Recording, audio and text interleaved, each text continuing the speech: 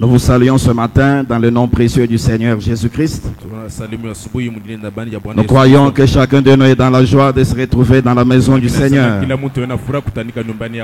David disait, je suis dans la joie quand on me dit, allons dans la maison de l'Éternel. Et le prophète dit que nous ne pouvons jamais être déçus en venant dans la maison du Seigneur. Si nous avons la joie devant le Seigneur, veillons à acclamer et poussons des cris de joie pour la gloire du Seigneur. Nous sommes reconnaissants au Seigneur pour cette occasion qu'il nous a offerte ce matin. C'est toujours un grand miracle quand nous nous réveillons et que nous pouvons nous rassembler dans sa maison comme ceci.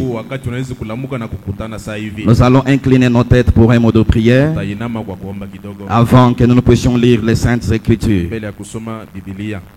Éternel Dieu des armées, Seigneur Jésus-Christ, ce matin, nous te disons merci pour le souffle de vie que tu nous as donné et pour l'occasion de reconnaître notre jour et notre message. Merci pour tout ce que tu as accompli en notre faveur pendant tous ces temps et merci pour tout ce que tu nous enseigneras et que tout ce que tu accompliras pour nous ce matin. Nous avons chanté et jubilé pour ta gloire et pour ton honneur. Nous nous asseyons maintenant à tes pieds afin d'entendre tes oracles.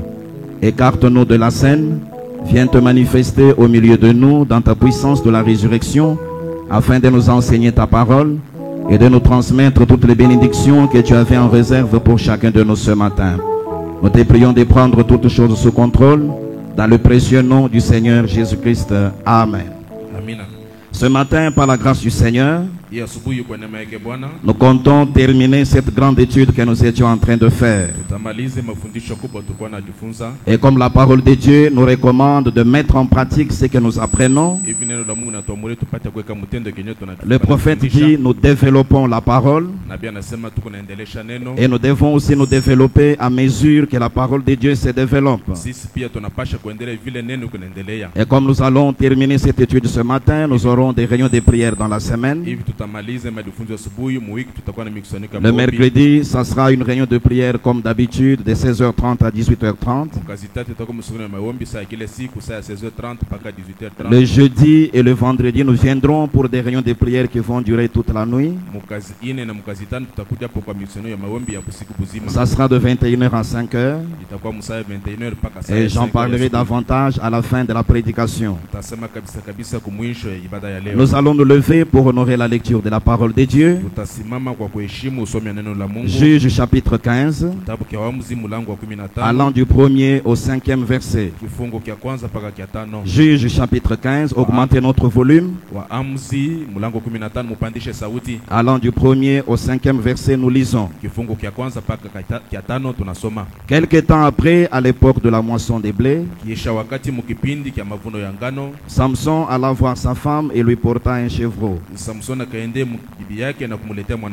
Il dit, je vais entrer vers ma femme dans sa chambre. Mais le père de sa femme ne lui permit pas d'entrer. J'ai pensé, dit-il, que tu as eu pour elle de la haine, et je l'ai donné à ton compagnon. Est-ce que sa jeune sœur n'est pas plus belle qu'elle? Prends-la donc à sa place. Samson dit, cette fois, je ne serai pas coupable envers les Philistins si je leur fais du mal. Samson s'en alla. Il attrapa 300 renards et prit des flambeaux. Puis il tourna queue contre queue et mit un flambeau entre deux queues au milieu.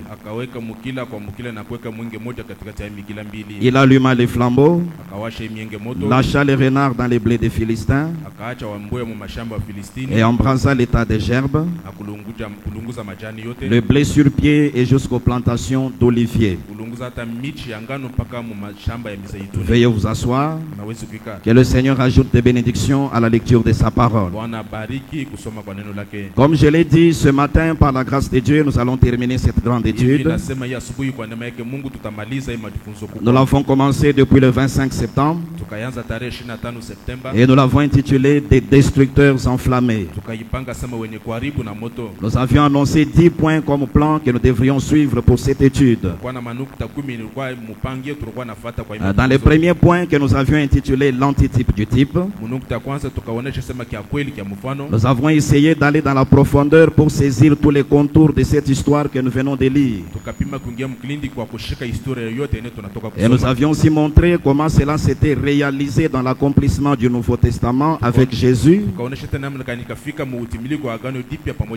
Et nous avons aussi vu comment c'est de nouveau réalisé en ce temps de la fin où nous vivons.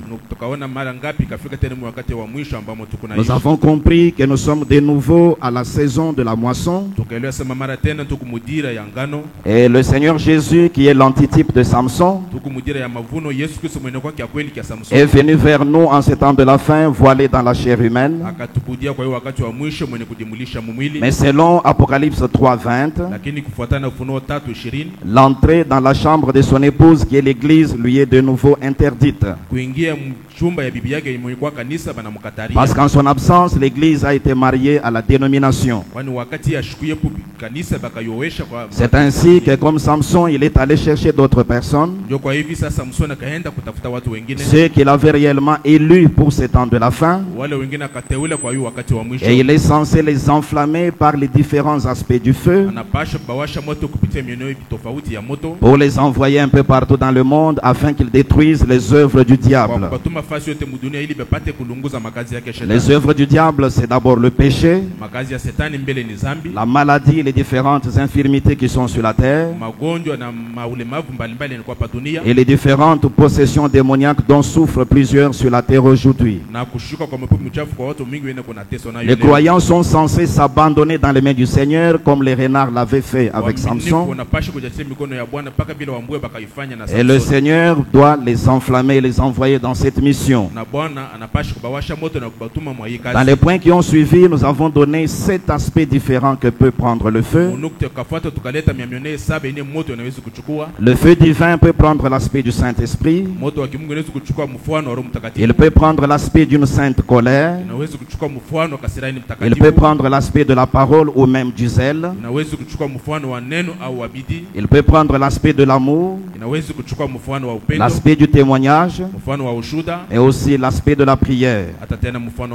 Et nous avons montré que le messager que Dieu nous a envoyé est celui qui nous a apporté tous ces feux et même le modèle de la manière dont ils doivent fonctionner. Nous devons veiller à les prendre et à les utiliser tels que le messager nous a présenté le modèle. Si ce n'est pas le cas, ça sera du feu étranger comme nous en avons parlé dans le point 9. Alors ce matin, pour terminer cette étude, nous prenons le 10e point qui est le dernier. Et nous l'avons intitulé le repos du diable. C'est par ce 10e point que nous allons essayer de conclure cette grande étude. Nous allons donc parler du repos du diable ce matin. À partir de ce que nous avons vu depuis le début de notre étude, nous savons maintenant que l'église du Dieu vivant sur la terre est censée être son armée contre les œuvres du diable. Et le prophète a montré que l'église est censée être une armée invincible. L'église doit aller partout, elle doit parcourir les rues. Elle doit utiliser le feu de Dieu dans ses différents aspects pour détruire les œuvres du diable, quelle que soit la nature qu'elles peuvent prendre. L'église a réellement reçu de la puissance en ce temps de la fin. Nous avons vu ces choses tout au long du déroulement de notre étude. Et l'ennemi lui-même auquel nous faisons face, l'ennemi qui est le diable, le prophète nous a montré qu'aujourd'hui il n'est rien d'autre qu'un épouvantail. C'est un bluffeur et c'est un tonnerre sans foudre. Quand il se présente devant vous, il se présente comme quelqu'un de très fort. Le prophète a dit parce qu'il vous enferme simplement dans une sorte de peur. Mais en réalité, depuis la mort du Seigneur sur la croix, il a été dépouillé de chaque droit légal qu'il possédait.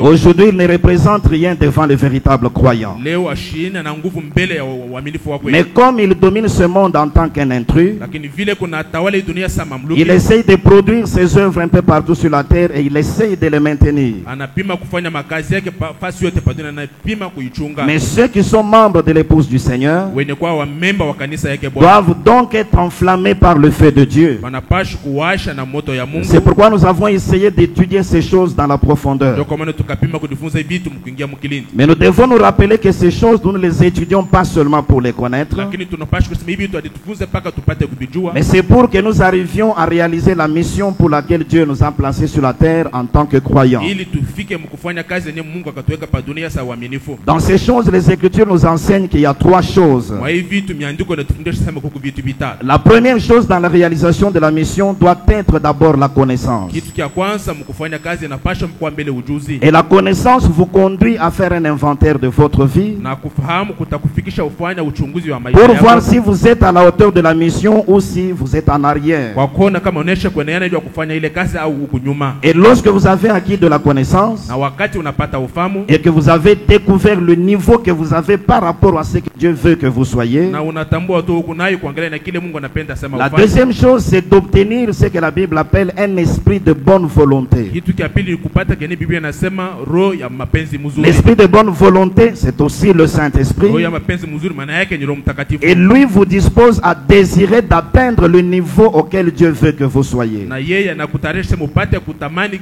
hatua yenye Mungu anapenda Et sema. lorsque vous commencez à désirer ce niveau-là, wakati unaanza kutamani ile la hatua, troisième chose sera alors de se mettre à l'œuvre pour atteindre ce niveau-là. kitu cha tatu ni kujiweka mkasi kwa kufika mwile kipimo. L'esprit de bonne volonté, lorsque vous le recevez, il ne vous laissera pas dans la distraction. Mapenzi mzuri wakati unaipata haita kuacha mkusula. Il vous poussera à vous mettre à l'œuvre pour atteindre le niveau que Dieu veut que vous atteigniez. Itakusukuma upate kujiweka mkasi kwa kufika mkipimo ambao Mungu Et anapenda. de cette façon, personne ne doit s'arrêter seulement à la connaissance, amwile namuna mtu hata mmoja hawezi kushimama paka pa ufahamu. mais la connaissance doit être grande, bien sûr. Lakini ufahamu inapaswa kwa mkubwa Et nous hakika. devons recevoir l'esprit de bonne volonté Na tunapaswa kupokea ile roho ya et mapenzi nous mzuri. mettre à l'œuvre pour que nos vies s'adaptent à la symphonie de Dieu pour l'heure. Na kujiweka mkazi ili maisha yetu ipate kupatana na hatua yenye Mungu anapenda. Le prophète a déclaré ceci. na pia akatamka hivi. Dans la prédication, une église séduite par le monde. Mahubiri kanisa ni kutongoza na dunia. Prêché le 28 juin 59. Tarehe 28 Juni mwaka 59. Au point 8, il dit ceci. Nukta ya 8 anasema hivi. Rappelez-vous, Anasema kumbuke. nous ne sommes pas à un pique-nique. Hatuna mfasi ya mafura. Nous sommes plutôt sur un champ de bataille. Kumbe sisi tuko mkiwanza kia vita. Bien des gens pensent qu'une fois devenus chrétiens, Watu wengi wanaweza sema kama tu anafika na kuwa Mkristo. c'est tout ce qu'il leur fallait faire. Ndio yote inafaa yasema fanye. Que le problème est réglé pour toujours. Na kusema mambo inapata jibu paka Et pale. que comme ils sont chrétiens, Na vile unakuwa wa Kristo, tout ira comme sur des roulettes. yote itatembea paka mzuri. Ne vous mettez jamais cela en tête. Usiweke mawazo ya vile mkichwa. Car si je suis devenu chrétien, Kwani kama mimi na kwa Mkristo c'est pour combattre ni kwa kupigana. le bon combat de la foi. Kwa kupigana vita mzuri ya imani. Si je suis devenu chrétien, Kama mimi na kwa c'est Mkristo pour aller au front. ni kwa kwenda mkiwanza ka vita. Nous sommes des soldats chrétiens. Sisi ni waskari wa Kikristo. Et nous devons être formés et entraînés. Na tunapasha kujizoesha na kufundishiwa. Nous devons connaître toutes les tactiques de l'ennemi Tunapasha kujua mitindo yote ya shetani. pour savoir comment nous fortifier, Kwa kujua namna gani kutushikamishwa. pour savoir comment livrer le combat. Kujua namna gani kutoa ile vita. Et nous ne pouvons le faire Na tunaweza kuifanya qu'au fur et à mesure que le Saint-Esprit nous le révèle. kufuatana paka vile Roho Mtakatifu itatufunulia Nous hiyo. ne pouvons pas adopter ce que d'autres nations nous disent Hatuwezi kuchukua vyenye mataifa mengine yanatuonesha lorsque nous allons à la guerre. wakati tunaenda kupigana vita. Adopter certaines de leurs idées. Kuchukua mawazo yao Mais yengine. nous devons adopter nos propres idées. Lakini tunapaswa kuwa na mawazo yetu binafsi. La façon dont le Saint-Esprit nous dirige Namna yenye Roho Mtakatifu kunatuongoza. et les idées que lui nous donne. Na mawazo yenye Roho Mtakatifu yeye kunatupatia. Car c'est lui le commandant en chef de l'armée des chrétiens. Kwani ni yeye ndio mwenye kwa jemadari wa jeshi wa Wakristo. Lorsque nous venons à l'église, nous apprenons quelque chose au sujet de la parole de Wakati Dieu. tunaoka kanisa tunatufundisha kitu fulani kuangalia na neno. C'est une formation et c'est un entraînement que nous recevons. Ni kujizoesha, ni mafundisho pekee tunatupatia. Parce que Dieu nous a appelés en tant que chrétiens. Kwani Mungu akatuita sawa Kristo. Dieu nous a appelés pour être des soldats, pour livrer un combat. Mungu akatuita tupate kwa askari kwa kupigana. C'est pourquoi si vous êtes chrétien ce matin, Ndio kwa maana kama wewe ni Mkristo Mkristo Ne pensez pas que devenir chrétien, c'est tout ce qu'il vous fallait faire. Usiwaze sema kuwa Mkristo ndio unamaliza mambo Ne yote. pensez pas que vous allez dormir sur un lit fleuri des anges Usiwaze sema utalala na kupumzika mzuri. et que tout ira pour vous comme sur des roulettes. Na yote tatembea mbio mbio vile. Ne vous mettez jamais cela en tête. Usiweke mawazo ya vile mkichwa. Si nous sommes devenus des chrétiens, Kama sisi tunakuwa Wakristo. c'est pour combattre les bons combats de la Ni foi. kwa kupigana vita mzuri ya imani. Et nous ne sommes pas censés prendre les idées des autres églises. Hatukupashe kuchukua mawazo ya makanisa yengine. William Branham est venu pour former les véritables William chrétiens Branham akakuja kwa kutunga Wakristo wa qui kweli. doivent être la véritable armée du Seigneur sur la terre. Wanapashe kwa jeshi ya kweli ya Bwana pa dunia. Il dit nous devons prendre nos propres idées, Anasema tunapashe kuchukua mawazo la yetu. façon dont le Saint-Esprit nous dirige Namna yenye Roho Mtakatifu kunatuongoza et toutes les directions possibles. na manjia yote ya kuwezekana. Le Saint-Esprit nous les a indiquées par le biais du Roho messager. Mtakatifu katuonesha kupitia mpasha C'est huduma. le prophète qui nous montre la voie. Ni nabii ndio anatuonesha À njia travers la parole, et nous devons suivre cette voie-là. kupitia neno na tunapasha kufuata ile C'est manjia. pourquoi quand nous venons apprendre à l'église, Wakati tunakuja na kujifunza nous kukanisa, pouvons noter cela dans un carnet. tunaweza kuiandika pa Nous karatasi, pouvons retenir cela dans notre cœur. tunaweza kuishika hata ndani ya moyo. Une fois retourné dans la vie quotidienne, Wakati unarudia mnyumba, comprenons que nous devons utiliser cela comme arme afin de tuelewe sema combattre. tunapasha kutumikisha saa sila. Il y a des droits que Dieu a prévus pour les chrétiens. Huku maaki Mungu anaisha kutayarisha kwa Il y a des Wakristo. choses que le Seigneur doit accomplir par vous en tant que croyants. Huku vitu Bwana anapasha kuifikisha kupitia wewe. Marc 16 doit s'accomplir par vous, mon frère, ma Marko soeur. 16 anapasha kutimilika kupitia Vous wewe. avez le droit de chasser les démons au nom du Seigneur Huku na Jésus-Christ. haki ya kufukusha mapepo mchafu mjina Mais Yesu si vous Kristo. pouvez chacun faire l'inventaire ce matin, Kama kila mtu anaweza kufanya machunguzi ya depuis asubuhi. que vous êtes chrétien ou croyant dans le message de l'heure, Tangia huku Mkristo au mwaminifu mujumbe ya wakati. combien de fois les démons vous ont-ils obéi au nom du Seigneur? Mara ngapi mapepo mchafu unaisha kukutii jina ya Il a Bwana. dit vous imposerez les mains aux malades et ceux-ci seront guéris. Anasema mtawekea wagonjwa mikono na hao wagonjwa Cela watapona. n'est pas réservé à une certaine catégorie de personnes. Ile hayuko tu kazi ya kundi fulani ya watu. C'est pour tout celui qui a cru cette précieuse parole. Ni kwa yoyote anaamini neno damani. Combien de fois les œuvres de Marc 16 Mara ngapi makazi ya Marko 16 vous ont-elles accompagné dans votre vie? inakusindikiza maisha yako. Vous êtes un soldat chrétien. Wewe ni askari wa Vous êtes Kikristo. censé remporter des victoires dans votre vie. Unapaswa kuchukua maushindi maisha yako. Mais généralement, c'est vous qui êtes terrassé. Lakini kwa kawaida ni wewe pekee unaangusha. Combien de fois avez-vous remporté des victoires? Mara ngapi unaisha kuchukua Vous maushindi? savez, frères et sœurs, Unajua wandugu na wadada. mais basons sur les témoignages des Saintes Écritures, Mwende kushimama pa ushuhuda miandiko je takatifu. puis encore le dire clairement ce Hawezi matin, tena kuisema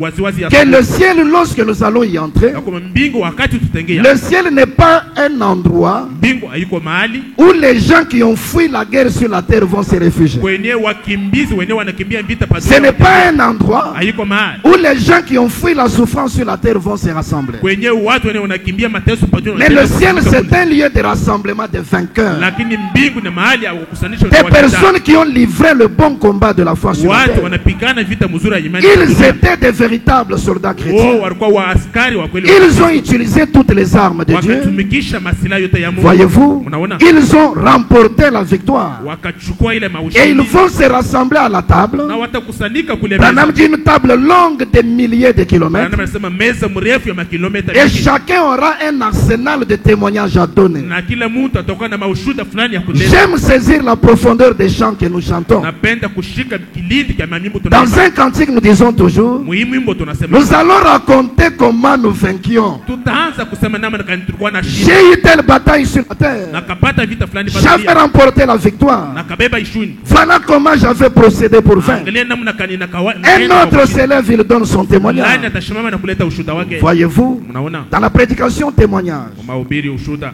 prêché le 3 décembre 53, ya tarehe 3 Desemba mwaka 53. point 14 et 15, il dit ceci. Nukta 14 hadi 15 Il anasema parle de Dieu qui avait promis la Palestine aux enfants d'Israël. anasema kuhusu Mungu akaahidia watoto wa Israeli Palestini. Eh bien, il a dit, Mzuri akasema voilà la Palestine. angalieni budongo wa Il Palestini. y a 400 ans et quelques, Huku miaka 400 na vingine yulu j'ai juré à Abraham de la lui donner. na kaahidia Ibrahima sema tamupatia hayo. Eh bien, j'ai dit, Mzuri nakasema elle t'appartient. asema yoni yako. Dieu leur avait promis la Palestine. Mungu akawaadia Palestini. À toi aussi, il y a un tas de promesses qui t'ont été faites. Kwa kutena kuku malako mingi bakakufanyia. J'ai dit, elle t'appartient. na kusema ni yako, je te la donne ainsi qu'à ta postérité. na kupatia na ipatia tena uzao wako. Il a dit je te la donne. Akasema na kupatia hiyo. Maintenant il semble que 3 points. Sasa inaonekanika shimalize. Maintenant, Sasa voici ce que je désire que vous voyez. angalieni kene nataka sema muone. Maintenant, n'est-ce pas étrange? Sasa haiko kia kigeni. Or, il a dit, Hapo akasema elle t'appartient. asema ni yako. Mais elle est tout aussi pleine des Étiens, Lakini iko yenye kujazo na watu wa Etia, des Jébusiens, wa des Yebusi, Cananéens wa Kananea, et de toutes sortes d'ennemis là-bas. na aina yote ya adui mule ndani. Ils ont des murailles très fortifiées. Beko na maukuta mirefu kabisa. Maintenant, elle t'appartient. Sasa ni yako. Va-t'en t'emparer. Asema wende uishike. Elle t'appartient. Yo ni yako. Eh bien, je te l'ai donné, Mzuri nesha mais kupatia. va en prendre possession. Lakini wende uishike. Dieu leur indique la Palestine. Mungu anaonesha bulongo C'est wa la Palestina. terre que je vous ai promise. Ni budongo wenye na kamia. Je vous l'ai donné depuis l'époque d'Abraham, votre ancêtre. Na kamipatia kutangia kipindi cha Ibrahimu Voici baba yetu. votre héritage, la Palestine. Angalieni urithi yenu Mais kupaa. quand ils ont regardé la Lakini Palestine, wakati wakaangalia budongo wa tout Palestina. autour, il y avait des Étiens. Kando kando kulikuwa wa Il y avait Etia. des Jébusiens. Kulikuwa wa Yebusi. Dans Exode, la Bible parle de 7 nations puissantes. Mukutoka Biblia inasema kuhusu mataifa Mais saba c'est ya ça l'héritage que Dieu vous donne. ndio urithi ni Bwana Dieu nimepatia. vous a promis la bonne santé. Mungu akakuadia afya Mais njema. quand vous regardez la bonne santé, Wakati unaangalia afya il y a njema, des maladies tout autour qui vous huku empêchent. magonjwa yanaisha kuizunguluka. Dieu a dit la prospérité matérielle est votre héritage. Mungu akasema kustawi kupitia papasa ni urithi Mais wenu. celui à qui Dieu a donné la prospérité matérielle, Mwenye Mungu anapatia urithi, il meurt dans les difficultés. anakufa Il a le chômage dans sa vie. kuna kukosa kazi. Oui, il a un salaire maigre. Au kuna mshahara mdogo kabisa. Une promesse que Dieu a faite. Malako fulani Mungu akafanya. Un territoire que Dieu a donné. Dimbo fulani Mungu Mais il y a anawapatia. des ennemis tout autour. Huku waadui wenye Il kuizunguka. fallait qu'Israël se batte pour chaque centimètre de terrain. Inabidi Israeli apigane kwa kila santimeta. Si vous laissez la Palestine entre les mains des Jébusiens, Kama unacha Palestina mikono ya Wajebusi. frères, soyons sérieux ce matin. Tuwe wanyofu ya Ça ne sera pas la faute de Dieu. haitakuwa nkosa yake Mungu. Parce que Dieu vous a indiqué le territoire. Kwani Mungu anesha kumshondia. Il vous a donné un prophète avec un message. Anamipatia nabii na ujumbe. Dans le message, il a donné toutes les tactiques possibles Ndani ya ujumbe analeta mitindo yote pour que vous puissiez livrer le bon combat. ili mupate kutoa Et il vous vita. a montré comment procéder pour remporter la victoire. Anamionyesha namna gani ya kufanya ili mupate kufika Goshi. Si vous êtes vaincu jusque ce matin, Kama bana kushinda tie ya ce n'est pas le problème du Seigneur Jésus-Christ. haiko mambo yake Bwana Yesu. Ce n'est même pas le problème de William Branham en tant que prophète. haiko hata mambo ya William Branham Yesu sana. Ce n'est même pas le problème de l'auxiliaire qui doit répéter le message. Haiko hata mambo ya msaidi sana pasha Même kurudia s'il kwa n'a ujumbe. pas encore répété cette Hata citation-là, kama hajawahi kurudia pa ile vous avez les bandes et vous êtes censés les écouter. Mungu na makasete na mnapasha kuishikia. Nous pouvons dire ce matin comme l'apôtre Paul, Tunaweza kusema asubuhi saa mtume nous Paulo. sommes purs du sang de chacun de vous. Sisi hatuko na damu ya mtu hata moja. Il continue en disant, Anaendelea na kusema. eh bien voilà les gens aujourd'hui. Angalieni watu leo. Si seulement vous compreniez Kama tu mnafika que mkuelewa. quand je vous parle de la guérison divine, Wakati na misemee kuhusu uponyaji wa kimungu. vous dites, Unasema eh bien frère Branham, écoutez, mzuri ndugu Branham asikia. on a prié pour moi hier soir. Bakaniombea jana mangali. Je n'arrive plus à bouger la main. Mishifika hata mkutingisa mkono. Cela n'a rien à voir avec cela. Ile haiko na mambo na ile mambo. Rien du tout. Haiko kitu. Cela vous appartient. Ile ni yako. Allez la posséder. Wende uishike. Certainement, Dieu vous l'a donné. Kweli kweli Mungu anamipatia. Maintenant, le problème, 3 points. Sasa mambo ashimalize. Ces Israélites, 3 points. Asema wa Israeli. Oh, certainement. Oh kweli kweli. Dieu n'est pas allé là Mungu yeye ashikwende pale prendre sa brosse pour les balayer, kuchukua kifakio kyake kwa disant maintenant entrez. mkusema sasa mwingie Vous y êtes. mkupale. Établissez-vous. Asema mundu weke Dieu pale. n'a jamais fait cela. Mungu hajawahi kufanya vile. Montrez-moi votre foi sans les œuvres. Munyonyeshe imani yenu bila matendo. Et moi, je vous montrerai ma foi par les œuvres. Na mimi tamionyesha imani yangu kupitia matendo. Voyez-vous, Unaona? c'est vous qui devez faire cela. Ni mweye munapasha kufanya vile. Dieu n'a pas pris une brosse Mungu ashikuchua kifakio pour aller balayer tous les ennemis kwa kufakia kushimisha et walio puis wote. prendre ses enfants qui n'ont rien fait Na kuchukua watoto wake wenye et leur kufanya dire kitu. voilà, prenez possession du pays. Na kuonesha angalieni mchukueni. C'est vous devez faire cela. Ni mweye munapasha kufanya vile. Et vous devez combattre pour chaque pouce de terrain que vous avez. Munapasha kukumbana kwa kila santimetre ya budongo mko na. Chaque homme ici, Kila mtu hapa né de nouveau de l'Esprit de Dieu, mwenye kusaluka na roho ya Mungu kupitia roho yake. c'est que vous avez dû combattre pour chaque pouce de terrain Anajua sema mnamkumbana kwa kila santimetre ya et budongo affronter Satan. na kushambulia shetani. N'est-ce pas? Haiko vile Mes amis, warafiki. ceci n'est pas un pique-nique. Hii hayuko fasi ya C'est furaha. un champ de bataille. Lakini ni kiwanja cha vita. Voyez-vous? Mnaona? Nous ne sommes pas venus ici pour manger des biscuits, Hatukuja hapa kwa kwanza kula mabiskuti ainsi de suite. na vitu vingine. Nous sommes dans une bataille. Lakini sisi tuko ndani ya vita. Pouvez-vous imaginer Mnaweza kufikiria que l'armée des États-Unis forme un homme ya kwamba jeshi ya Amerika inauzoesha mtu pour que celui-ci s'asseye là à manger des biscuits et ili tout? ule mtu apate kukala pale na kwanza kula paka biskuti. Oh, Mai. on lui remet un uniforme, Banamupatia mavazi, son fusil, banamupatia bunduki et on le forme pour aller combattre, na banamfundisha kwa kwenda kupigana vita, pour aller combattre là, kwa kwenda kupigana pale afin de défendre la nation. ili apate kutetea nchi. Et c'est ce que nous devons faire. Na njoo kenyewe tunapasha kufanya. Nous devons défendre les droits que Dieu nous a conférés, Pasha kushimamia haki ni Mungu anatupatia. ce que Dieu a déclaré être à nous. Vyenye Mungu anasema ni vyetu.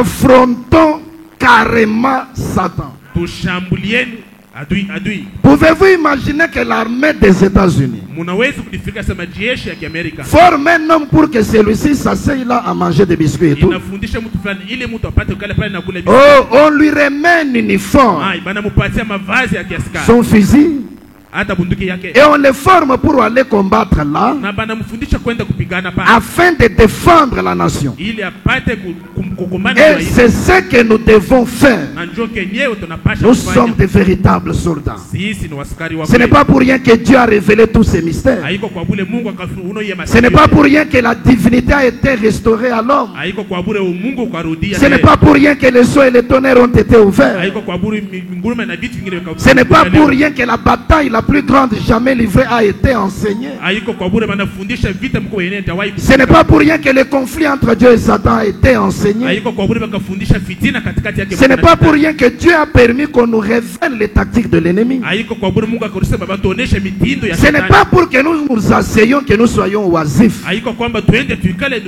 Réveille-toi ce matin. Amuka ya asubuhi. Prends ton uniforme. Chukua mavazi yake. Prends ton fusil. Chukua silaha yako. Toutes les armes de Dieu t'ont été indiquées. Silaha yote Mungu manesha kupatia hiyo. Va combattre et défendre la nation. Uende upigane na upigane. Notre nation, c'est l'épouse. Taifa yetu ni bibi harusi. Notre nation, c'est le message de l'heure. Taifa yetu ni ujumbe ya wakati. Il y a des droits que Dieu a donnés en cette parole. Huku haki Mungu akaleta mwa ile. Il y a des droits que Dieu a conférés à son peuple. Huku haki Mungu akapatia taifa Nous ne yake. pouvons pas laisser les nôtres Hatuwezi kubaki retenus captifs par l'ennemi. kuacha warafiki wenye kuwa Et nous, soldats, nous sommes à l'aise dans notre coin. sisi askari tuko na pumzika. Lèvons-nous ce matin. Ushimameni asubuhi. Prenons notre uniforme et nos armes. Chukue mavazi yetu ya askari. Ce n'est pas un pique-nique. Haiko fasi ya C'est un kufurahi. champ de bataille. Aseme ni kiwanja cha vita. Affrontons carrément Satan. Na tushambulie tu shetani. Dites, Museme ça nous appartient. hii ni yetu. Nous y croyons. Tuko na mini vile. Et tu ferais tout aussi bien de reculer Na utafanya mzuri upate parce que uwezo. tu n'es rien du tout. Kwani hauko kitu hata kimoja. Tu n'as pas. Hauna. Satan n'a aucun droit légal sur quoi que ce soit. Shetani ana na haki halali hata moja juu ya kila kitu. Tout ce qu'il a été vaincu. Kila kitu yako na kimenesha. Il n'est rien qu'un épouvantail, c'est tout. Yeye ni paka mtu akongopesha ndio yote. Il ne peut pas vous déranger. Hawezi kumizuria. C'est que s'il semble vous déranger ce matin, Ama no katika sema kuna kuzuria asubuhi. c'est sans raison qu'il l'a fait. Ni bila sababu akafanya Il vile. n'a pas le droit de faire cela. Ana na haki ya kufanya vile. C'est vous qui lui donnez ces droits-là. Ni wewe ndio kunamupatia ile. Parce que vous prenez ce qu'il fait comme dérangement. Kwani unachukua vile kunafanya sasa kuna. C'est un vaurien, ne prêtez pas attention à Yeye ni lui. mtu wa bure mshimteke mchangalie. Il ne peut pas vous déranger. Hawezi kuanza kumizuria. Un homme né de l'Esprit de Dieu, Mtu fulani mwenye kusaluka na roho ya il Mungu. n'y a rien du tout qui peut lui nuire. Hakuna kitu hata moja kinaweza kumharibu. Voyez-vous, Unaona? il faut que nous nous réveillons Inabidi tupate et que nous kuamka comprenions ces choses. na tupate kuelewa hivi vitu. Maintenant, frères et sœurs, Sasa wandugu na wadada. Satan Satan qui sait très bien Shetani mwenye anaisha que kujua. nous avons été appelés pour être l'armée de Dieu sur la Sisi terre. pakatuita kwa kuwa jeshi yake Mungu patulia. Surtout nous qui avons reçu le message de l'heure. Kabisa kabisa sisi wenye kupokea ujumbe wa Satan wakati. sait que nous connaissons qu'il ne vaut rien. Shetani anajua sema tunajua sema yeye ana na nguvu hata. Il sait que le Seigneur nous enflamme de son feu. Anajua sema Bwana kuna tuwasha na moto Satan yake. sait que nos armes sont tellement puissantes Shetani anajua sema masila yetu ni nguvu kabisa. que si nous les utilisons contre lui et ses Kama œuvres, tunaitumikisha mbele yake na c'est makazi à yake. nous que va revenir la victoire. Ushindi itakuwa ni ngambo yetu. Maintenant, Sasa il doit créer une stratégie anapasha kuumba mtindo fulani pour arriver à se donner du repos. kwa kufika kufanya sema apate Il kupumzika. sait que s'il se met à combattre tout le temps, il va perdre la Anajua bataille. sema kama anaanza kupigana vita kila wakati Parce que ataipoteza. nos armes sont tellement puissantes que lui ne peut pas résister. Kwani masila yetu ni ya nguvu kabisa, hawezi kushimama Et puis mbele nous yake. savons que c'est un tonnerre sans foudre, un épouvantail. Na tunajua sema ni Mungu bila radi, yeye ni kiongozi pekee. Si en réalité Kama kweli kweli nous affrontons avec lui, tunashambulia shetani, c'est nous l'église qui allons vaincre. ni sisi kanisa tutashinda. Alors il doit créer une stratégie Na pale anapasha kutafuta mtindo pour se mettre à l'écart du combat, kwa kwenda pembeni ya vita pour avoir son repos. ili apate kupumzika. Il ne combat plus, Yeye asipigane tena, mais il nous détourne vers autre chose. lakini anatupeleka kwa kitu kingine. Nous avons les armes, Sisi tuko na mais masila, le diable nous détourne de l'objectif. lakini shetani anatutosha kufikuzia. Au lieu que nous utilisions nos armes contre lui et contre ses œuvres, Hali ya sisi kutumikisha masila yetu mbele yake na lui va nous orienter vers une autre cible. yeye atatupeleka kwa kitu Comme kingine. ça, nous allons épuiser nos munitions Ile namuna tutapotesha masasi sur une cible autre que lui et ses œuvres. pa kitu kingine kenye kiko yeye na makazi Et yake. pendant que nous lançons nos munitions Na ailleurs, wakati tunatupa masila lui se tape un pique-nique, il est au repos. masashi fasi kingine yeye kuna furahi Tous les soldats du Seigneur sont orientés ailleurs. maskari yote ya Bwana banesha kwenda ngambo ingine. Ils sont en train de lancer leurs munitions sur d'autres cibles. Beko natupa masashi pa kitu kingine. L'ennemi qu'ils étaient censés combattre, Aju mwenye banapasha il kupiganisha, le laisse libre en paix. banamwacha huru kuna pumzika. Et c'est comme ça que Satan se tape un repos. Anjo vile shetani anaweza kupumzika. Quelle est la stratégie qu'il utilise? Sasa mtindo kani Dans kunatumikisha le sermon, c'est tourné vers le nord. mu mahubiri kuangalia kwa kaskazini. Prêché le 29 janvier 61. 30, la partie B, il dit ceci. Nukta 30 kipande cha pili anasema hivi. Eh bien, Mzuri. de nouveaux problèmes et toutes sortes de choses surgirent. Mambo tena mupe na vitu vingine hivi kunaonekanika. Si cela n'est pas de Dieu, ça tombera de toute façon. Kama tu ile mambo itokee kwa Mungu itaanguka kweli kweli. Alors pourquoi 3 points? Na pale jua nini ashimaliza. Laissons-les simplement aller de l'avant. Asema tumwache tuendelee. Mais nous aimons-nous les uns les autres. Lakini sisi tupendane katikati yetu. Ne combattez pas les uns contre les autres. Msipigane wamoja na wengine. Tant que le diable Wakati yote shetani réussira à vous amener à vous battre entre vous, atamifikisha mkusema mwanza kupigana mwe benyewe. lui n'aura plus du tout à combattre. Yeye hatakombana tena. Il se retirera, Yeye atatoka se mkuzi. tapera un pique-nique, Ataanza kufurahi fashi mwingine. observera comment vous vous battez entre vous, Ataona namna kani mko napigana mwe benyewe. et il se moquera de vous qui professez avoir le Na Saint-Esprit, atamicheka mwe benyewe mnasema sema Mungu na Roho mais Mtakatifu. vous vous battez entre vous. Lakini mko napiganisha, mko napigana Je crois que katikati yetu. chacun de nous a saisi la stratégie du Waza sema diable. kila mtu anashika mtindo yake shetani Pour se taper un pique-nique kwa kupumzika et avoir un repos, na kupumzika kwenda kufurahi. il va vous amener à vous battre entre vous. Atamifikisha mpigane katikati yetu. Vous commencez à combattre les uns contre les autres. Munaanza kupiganishana mwe benyewe. Alors vous détournez vos armes de lui. Na pale mtatosha masila yake Vous kweli. tournez les armes contre vos frères et vos sœurs. Utaweka masila ina kuangalia ndugu yako. Lui se tape alors un pique-nique. Na pale yeye kunaenda na Il kufurahi. reste au repos. Anabakia kuna Maintenant il vous observe et se moque de vous. sasa ananiangalia kuna micheka. Vous avez dit que vous avez le Saint-Esprit. Unasema mko na Roho Mtakatifu. D'où vient que vous vous battez entre vous? Jua nini mko napigana mwe benyewe. Là il est au repos. Na pale kuna Là pumzika. son démon de cancer qu'il avait placé sur un frère Pepo yake ya kansa kaweka panduku. n'aura personne pour le combat. Haitakuwa na mtu hata mmoja kwa Là le kupigania. péché d'adultère qu'il avait placé tel endroit Zambi ya uzina kaweka papasi. n'aura personne pour le combat. Haitakuwa na mtu kwa kuipiganisha. Voyez-vous? Munaona? C'est par là que vient le repos du Ni diable. kupitia pale shetani atapumzika. Comme il veut se mettre au repos, Vile anapenda kupumzika. il vous amène seulement à vous battre les uns contre les autres. atamifikisha tumuanza kupigana mwe. Allons un peu dans la profondeur. Tuingieni mkilindi sana. Pourquoi il fait ces choses? Kwa nini kunafanya vitu vya hivi? Voici pour commencer. Angalieni kwa kwanza. Apocalypse 12, verset 12.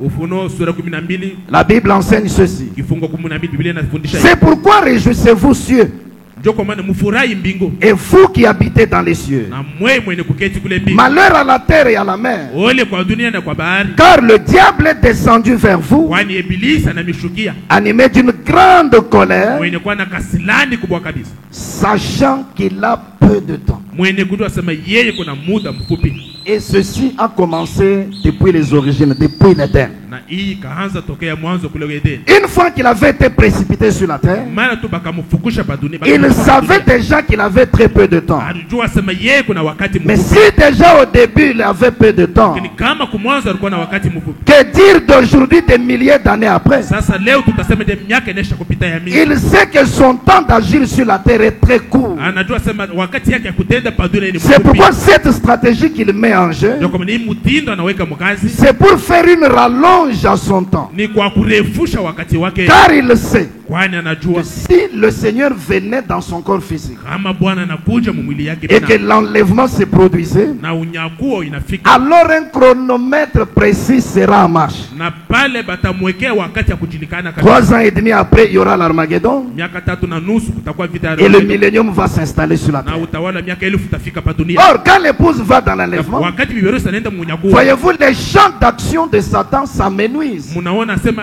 mashamba ya Parce qu'il shetani va yanakuwa makubwa. perdre quelques sujets Kwani atapotesha wakati sur mwingine. lesquels il aurait aimé agir. Watu wengine akapenda sema apate kutenda juu Il yao, veut avoir un grand champ d'action. anapenda kuwa na kiwanza kinene Alors il kabisa. doit amener même l'église Lakini anapasha kufikisha hata kanisa dans un état qui peut retarder la venue du Seigneur. mwali ni inaweza kufanya sema kuja kwa Bwana kupata Pour que kuwinda, son champ d'action soit toujours grand. ili mashamba yake vite pata Et il kwa doit tout faire pour retarder le na millénium. anapasha kufanya hivyo kwa kukawisha kwa Parce wale que dans wanyake. Apocalypse 20, verset 2, Kwani Ufunuo 20 mstari wa il pili est enseigné par la Bible qu'au début du millénium, anafundisha kwa Biblia sema kumwanzo ya kutawala miaka 1000 Satan sera lié. shetani Et batamfunga. Branham révèle que c'est une chaîne de circonstances. Na Branham anasema toka ni minyololo ya wakati tu mfupi, Ça signifie qu'il sera là, maana yake atakuwa mais pale, incapable de produire ses œuvres. lakini hatakuwa na uwezo ya kutoa matendo Parce que yake, sur la terre, il n'y aura que l'époux et l'épouse. kwani pa dunia kutakuwa mpaka bibi harusi. Or, na l'épouse ne pourra plus jamais être tentée et séduite en ces temps-là. bibi harusi hawezi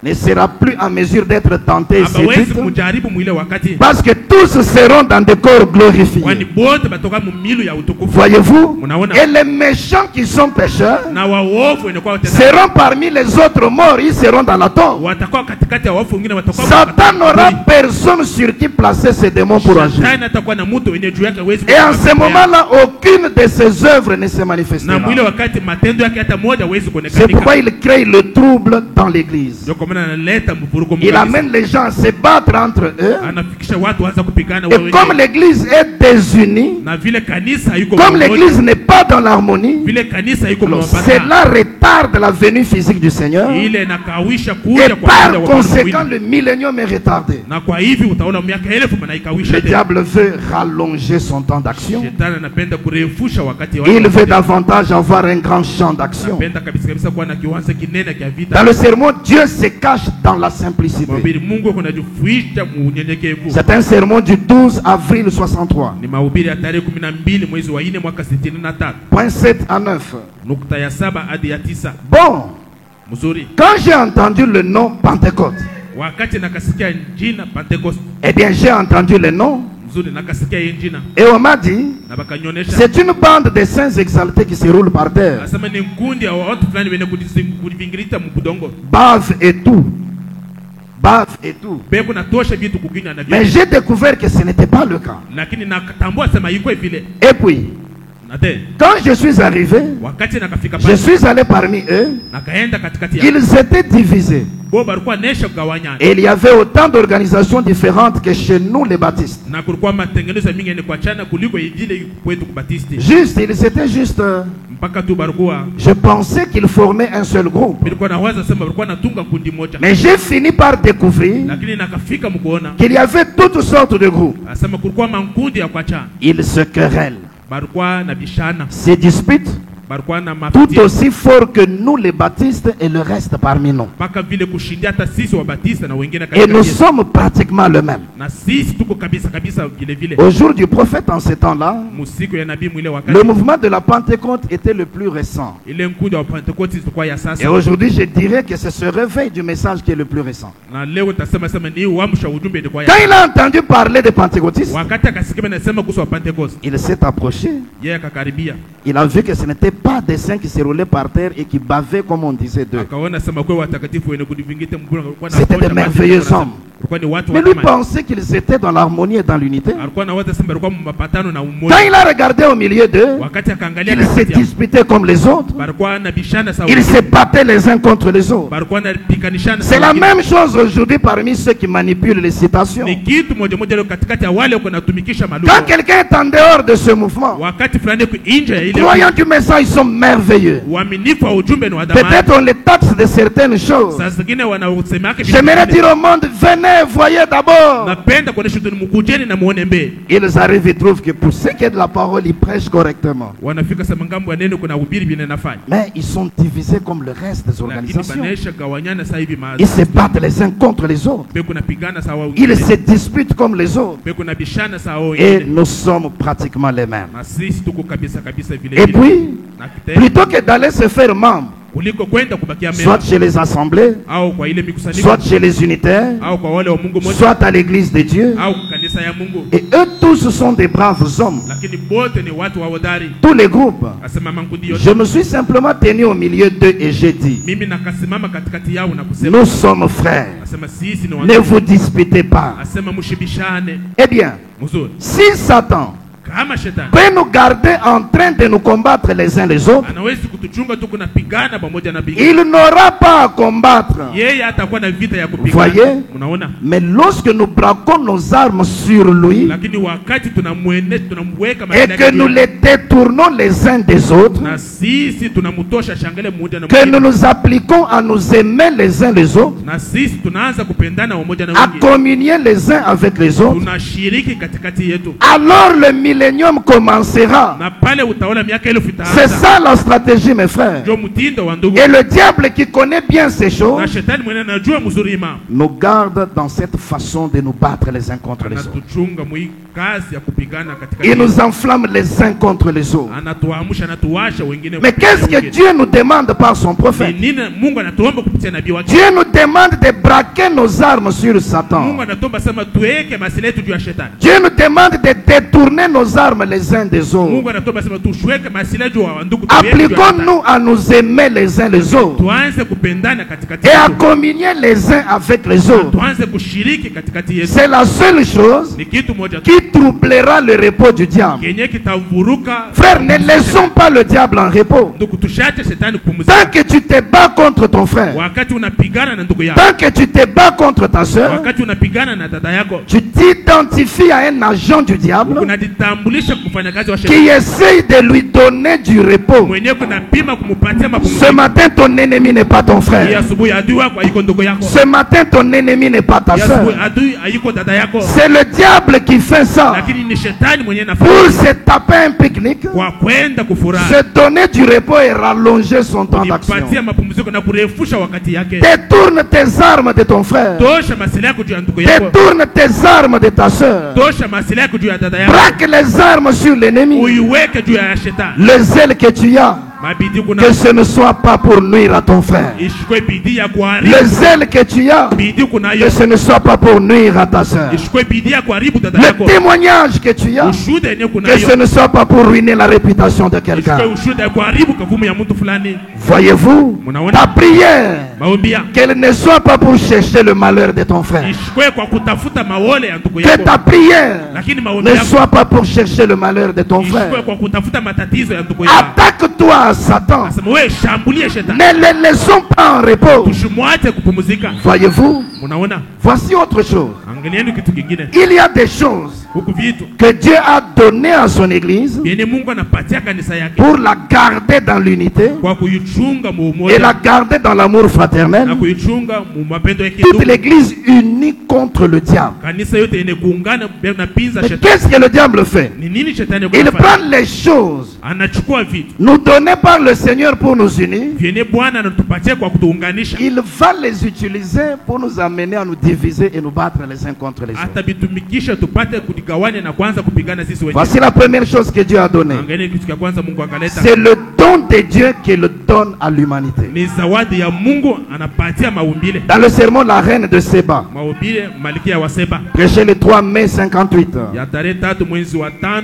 mwaka 58 point 26, il dit ceci. nukta 26 anasema hivi, Et cette Marthe, asema na hiki Marthe, na huyu Marti elle avait du respect pour cela alikuwa na heshima juu ya et ile elle croyait en cela. na alikuwa naaminia ile kitu, Et à l'époque où il était sur la terre dans sa chair, na mwakati alikuwa pa dunia mwili yake beaucoup ont respecté cela wa mingi wakaheshimu et ile ils ont reçu sa récompense. na wakapokea mshahara wayo, Mais il parlait à ces gens lakini alikuwa anasemezana na wale d'un watu autre grand peuple qui était venu sur terre kuhusu taifa ingine mkubwa ikakuja pa dunia et comment ils avaient respecté na cela namna kani bakaheshimu et ile ce mambo. qu'ils avaient reçu Na kenye bakapokea et ceux qui avaient rejeté cela, na wale wakakatala ile jambo ce qu'ils avaient reçu. kenye bakapokea. Et alors du temps de Salomon, Na pale mwakati wa Salomo Dieu lui avait donné son don. Mungu akamupatia zawadi Donc yake, les grands dons de sagesse que Salomon avait reçus. kumbe zawadi kubwa ya busara. Dieu lui avait donné son don. Mungu akapatia Salomoni zawadi Et yake, toutes les églises na makanisa yote s'étaient rassemblées tout autour de lui.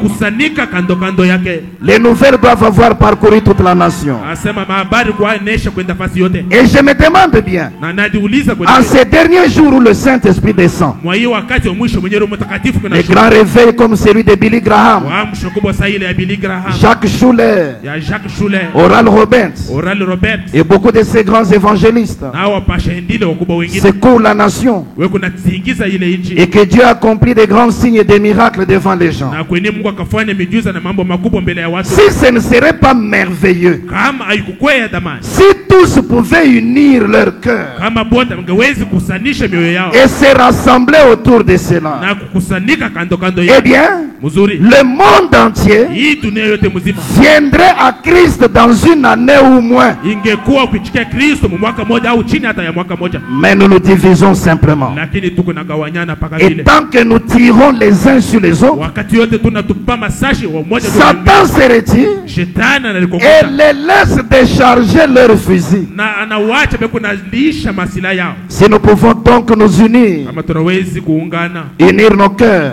kuunganisha mioyo nos yetu, efforts et nos soucis, mabidii yote hata mani nous yetu, aboutirons quelque part. sisi tutafikia fasi Du moja. temps de Salomon, Dieu a pris le don de sagesse. Wakati Salomo Mungu akachukua zawadi ya Toute la sagesse de Dieu était donnée à un homme. akili yote ya Mungu wakapatia mwanadamu. Toutes les églises, Makanisa yote, tous les enfants d'Israël watoto wote wa Israeli sont venus s'unir autour du don donné par Dieu. wakakuja kuungana kando kando ya C'est comme zawadi ça que la alipoangalia. nation a prospéré. Ndio vile taifa kaenda Et William Branham est allé tellement na loin William Branham kaenda mbali qu'il kabisa, a dit que le règne de Salomon akasema utawala wa Solomon était le millénium de l'Ancien Testament. ilikuwa ni kutawala kwa miaka 1000 ya agano la Aucun kale. peuple ne pouvait affronter les enfants d'Israël. Hakuna taifa hata lingeweza kushambulia watoto wa Israeli. Tous les rois de la terre leur envoyaient des présents, Wafalme wote wa dunia walikuwa wanatumia mazawadi, une façon de tisser des liens d'amitié avec eux, namna ya kwanza kushiriki pas pamoja de na- guerre, hakuna vita, une paix stable, kulikuwa amani kabisa, une prospérité pour le royaume. kulikuwa maendeleo ya ile Dieu ufalme. avait envoyé son don. Mungu akatuma zawadi yake, Tous étaient unis autour du don. wote walikuwa nesha kuungana katika Ils avaient ile uni zawadi. leur cœur.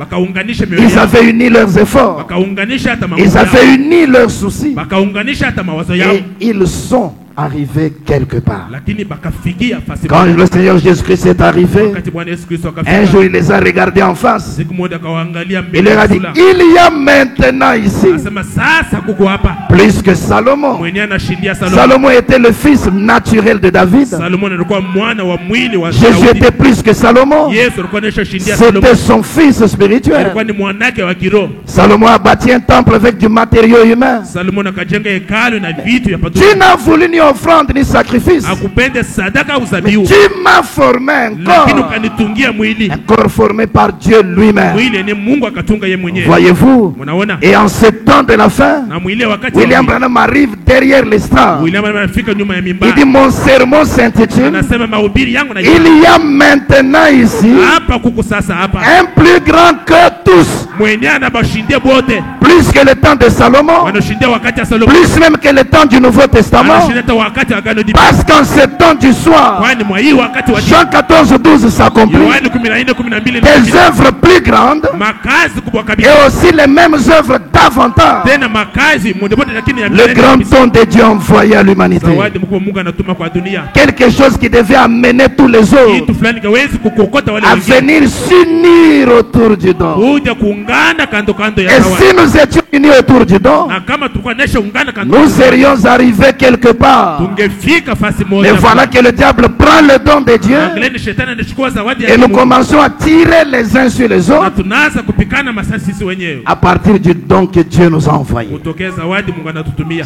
Renonçons aux pratiques de Satan. Tuacheni makazi ya shetani. Revenons à l'unité autour du don que Dieu nous a envoyé. Turudie kumoja kando kando ya William Branham, c'est un grand don que Dieu a envoyé à William Branham ni l'Église. zawadi mkubwa Mungu anatuma Ce mudunia. message est un grand don que Dieu a envoyé à Hii l'Église. ujumbe ni zawadi kubwa Mungu anatumia bidhaa. Soyons unis autour du don. Tuungane kando kando ya hii zawadi. Tenons un même langage. Tuwe na usema paka moja. Parce que le même prophète, Kwani nabii moja moja. le prophète dit le même guide Nabii anasema ne kiongozi peut moja pas conduire celui-ci dans une direction hawezi kufikisha huu mwa inji et conduire un autre dans une na autre. kupeleka mwingine Il mwingine vous ingine. gardera dans la même direction à la fois. Atamichunga munjia moja moja. Le problème est que nous ne respectons pas scrupuleusement ce qu'il a dit. Mambo ni kusema tuheshimu kabisa sasa bienia. Revenons à l'unité autour du don. Rudieni kuumoja kando kando Que ya le don de Dieu ne nous divise pas. zawadi ya Mungu itusugawanye. Revenons à l'unité autour du don. Rudieni muumoja kando kando ya zawadi. Unissons nos cœurs autour du don de Dieu. Tuunganishe mioyo yetu kando kando ya Unissons zawadi. nos efforts autour du don de Dieu. Tuunganishe manguvu yetu kando kando Que ya nos zawadi. soucis soient les mêmes. Mania yetu ipate kwa vile vile. Alors nous arriverons quelque part.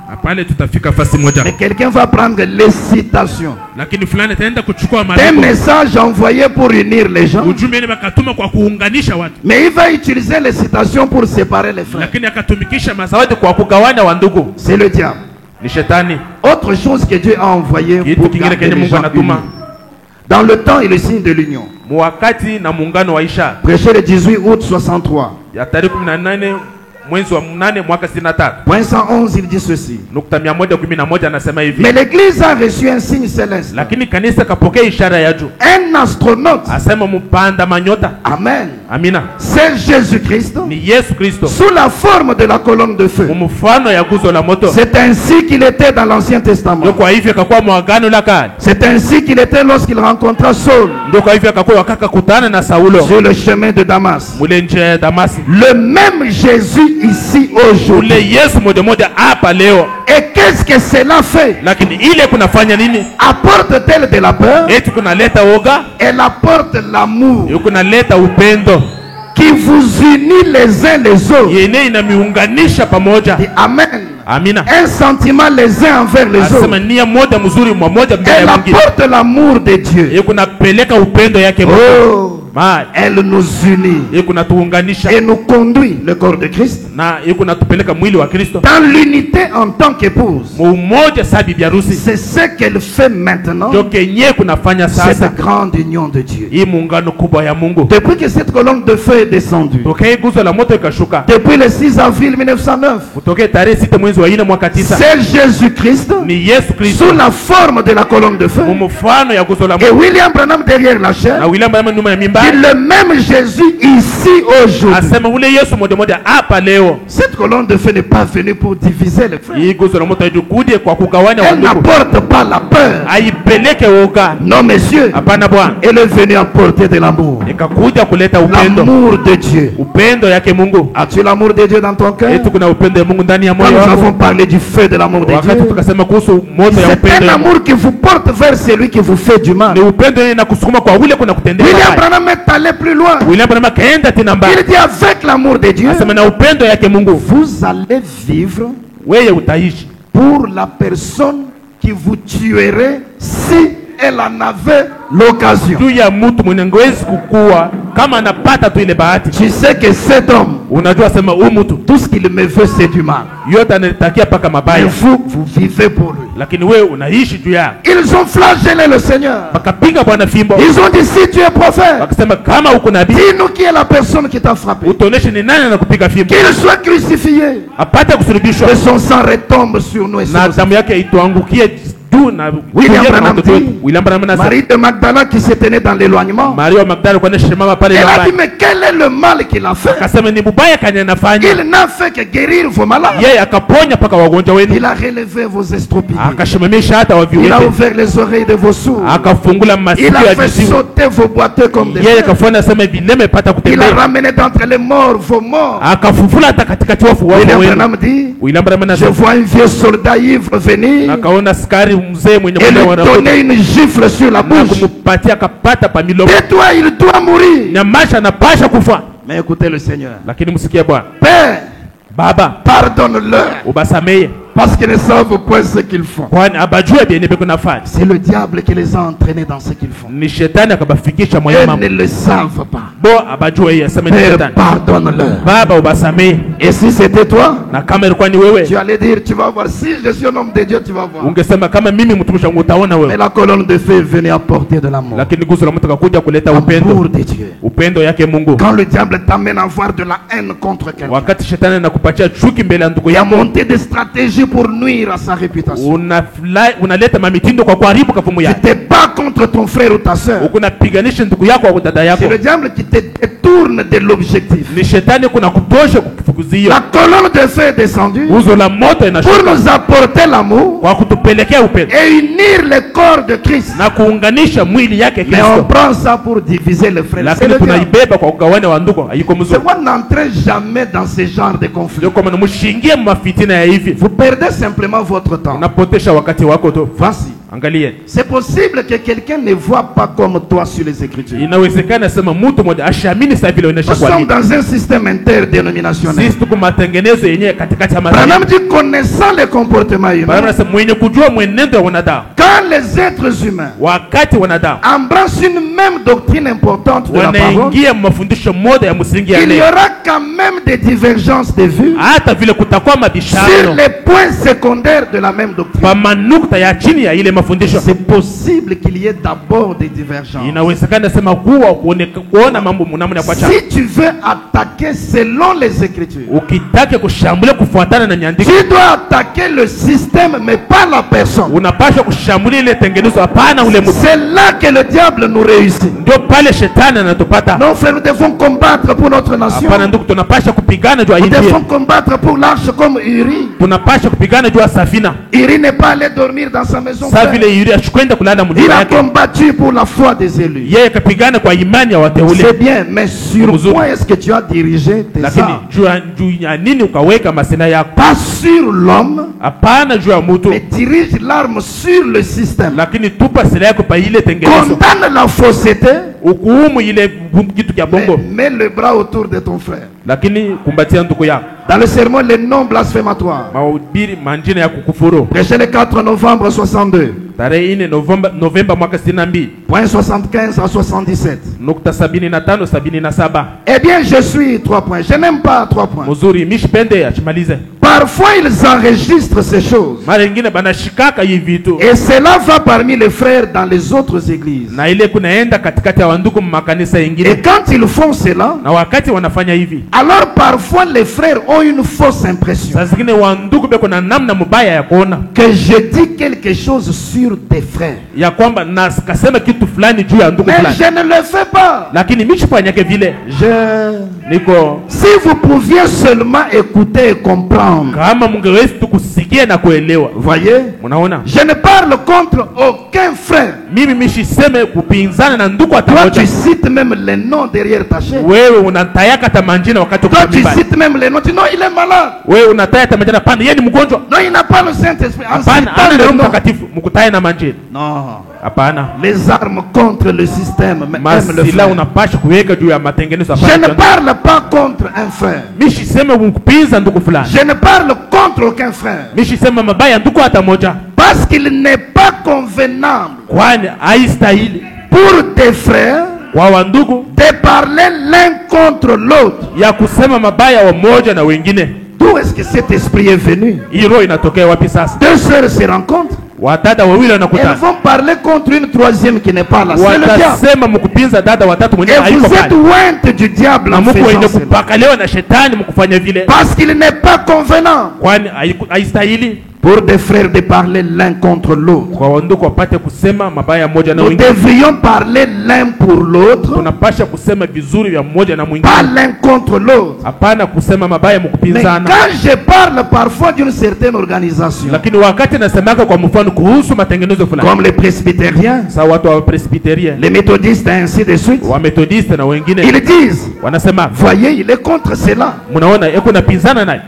Je ne suis pas contre le frère qui est là, Mimi sipize ndugu mwenye kwa pale ou la sœur qui est là. au dada mwenye kwa pale, Je parle contre le système qui divise la fraternité. lakini nasema mkukombanisha ile tengenezo ene kugawanya. Je ne suis pas contre le frère qui est là, Mimi sipize ndugu mwenye kwa pale ou la sœur qui est là. au dada mwenye kwa pale, Je parle contre le système qui divise la fraternité. lakini nakombanisha matengenezo ene nagawanisha wandugu. Les enfants de Dieu sont une famille Watoto wa Mungu ni chama moja et pas des groupes différents. na bako mankundi ya kuachana.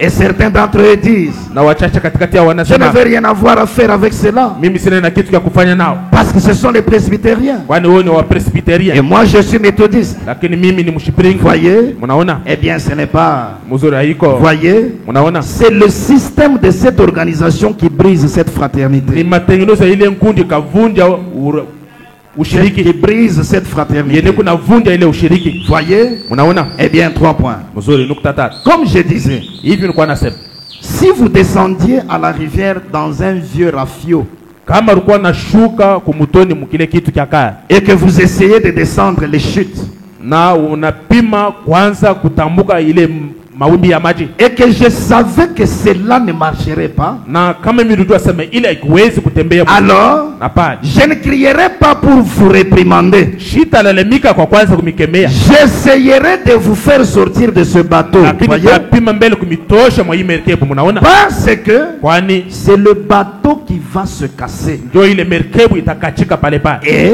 na vous serez projeté dans l'eau tout seul. na batakuingisha mwile maji kabisa huko. Donc, Kumbi ce n'est pas le frère dans le bateau, haiko ndugu mwa ile merikebu, mais j'écris au frère pour lui montrer ce qui va arriver. lakini nalalamika kwa ndugu kwa kumuonesha kenye kitafika. Je vois mon frère soutenant une fausse idée. Naona ndugu mawazo ya bongo, Je le vois entraîner sur une fausse route. na mone kunaingia munjia mubaya. Je n'irai pas contre mon frère, Shitaenda kwa kwanza mais kumupinza, je crierai vers lui contre le système qu'il a embarqué. lakini tamlalamikia pate kuona sema matengenezo yanaonyesha ngine J'attaquerai kubaya, la fausseté dans laquelle il est, tashambulia bongo ambao muonesha kuingia, mais lui, je l'aimerai. lakini yeye tamupenda. Voici encore. Angalieni tena Dans les dons de Dieu trouvent toujours leur place. mahubiri mawazo ya Mungu inapataka paka mafasi Si yake. vous avez la vieille traduction, c'est écrit dons appropriés. Mukuna tafsiri wakati anaandika mazawadi ya kufa 22 décembre 63, tarehe 22 Desemba mwaka 93 point 7.